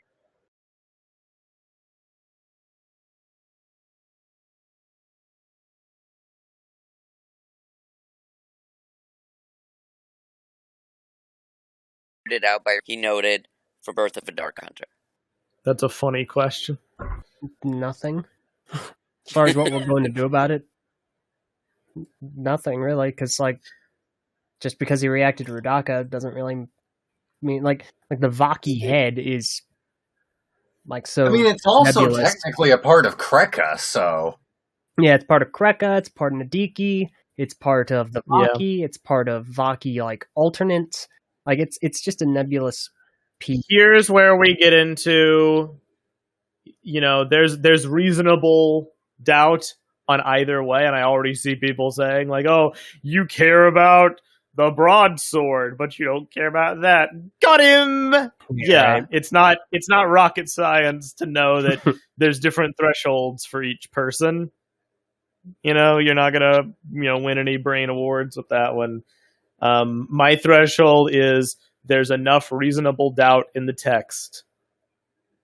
Maybe she lost an eye. Maybe she's just she's burned like Deadpool. Maybe she was burned. Maybe she got punched. Maybe she had battle scars. There are so many things, and the Vaki headpiece is so widely circulated amongst so many different characters who all have distinct appearances. It's not one size fits all.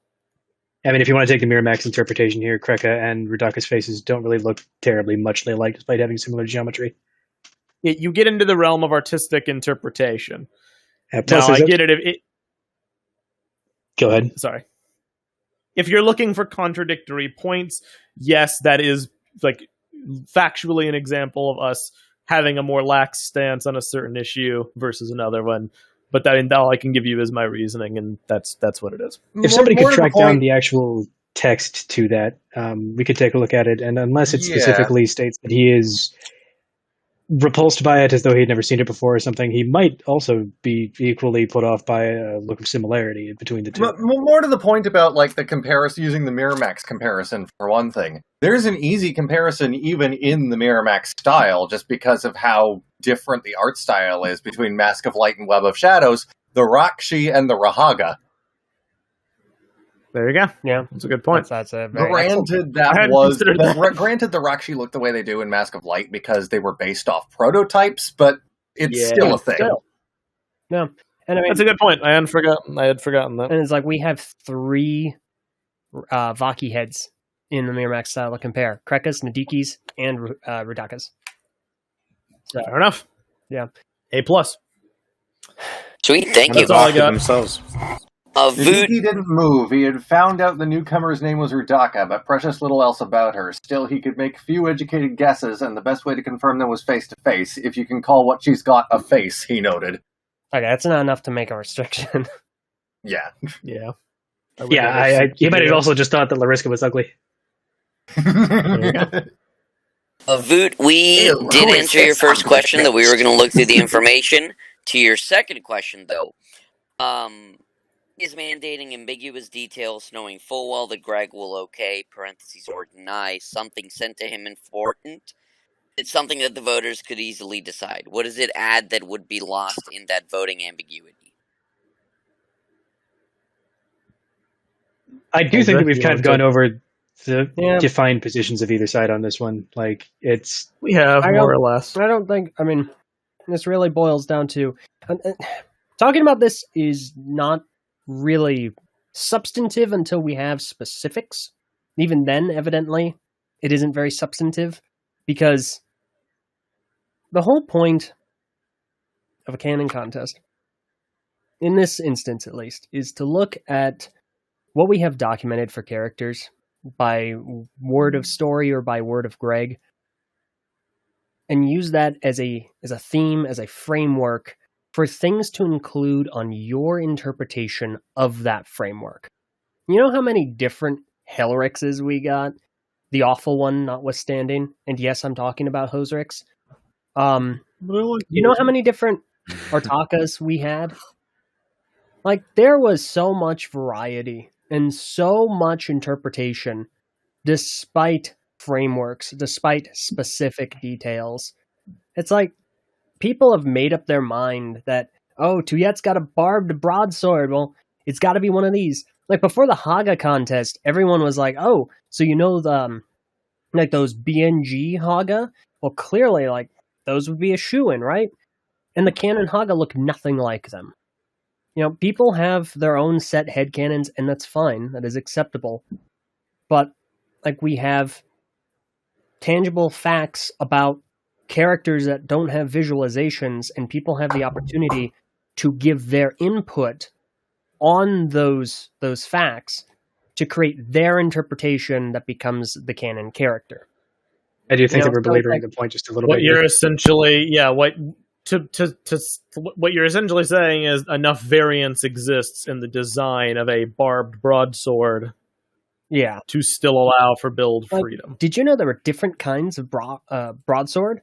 Like, from different cultures. There's the large, like, straight broadsword that we're familiar with, but there's again, I think we're belaboring the point here. Like, the position of TTV and the position of Mod on this, I think, are not necessarily in sync, but they're not far enough apart from one another to, like, I think that asking for restrictions is a monkey's paw, which I think everybody here can kind of agree. Oh, asking for details, rather, I should say.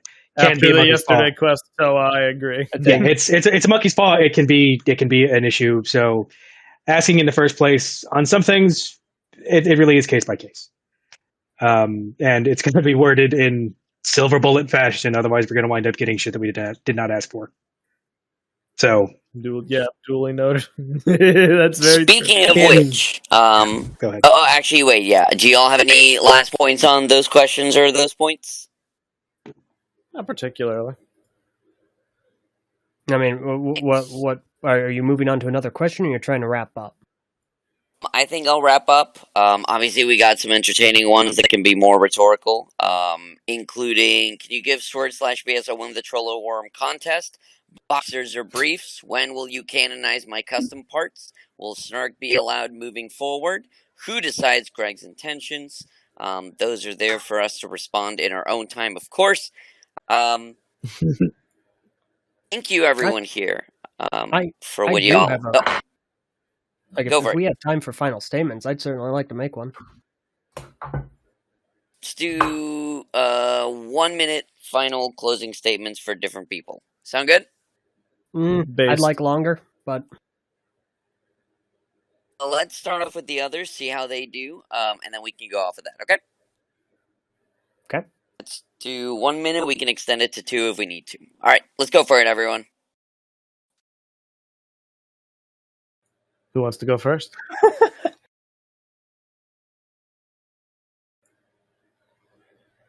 All right. Well, there you go. Well, go for it, Elge. Okay, then. So, I can honestly say I've had, like, a better time taking emergency phone calls than dealing with these contests. And I feel like that's not a good thing. This is kind of a hobby. At least I hope so for everyone. Like, this should be a fun thing. This should be something everyone's like, yeah, get excited about. Like, I'll talk to people that make mocks or design sets. And it's always very interesting to see how just constantly excited they are.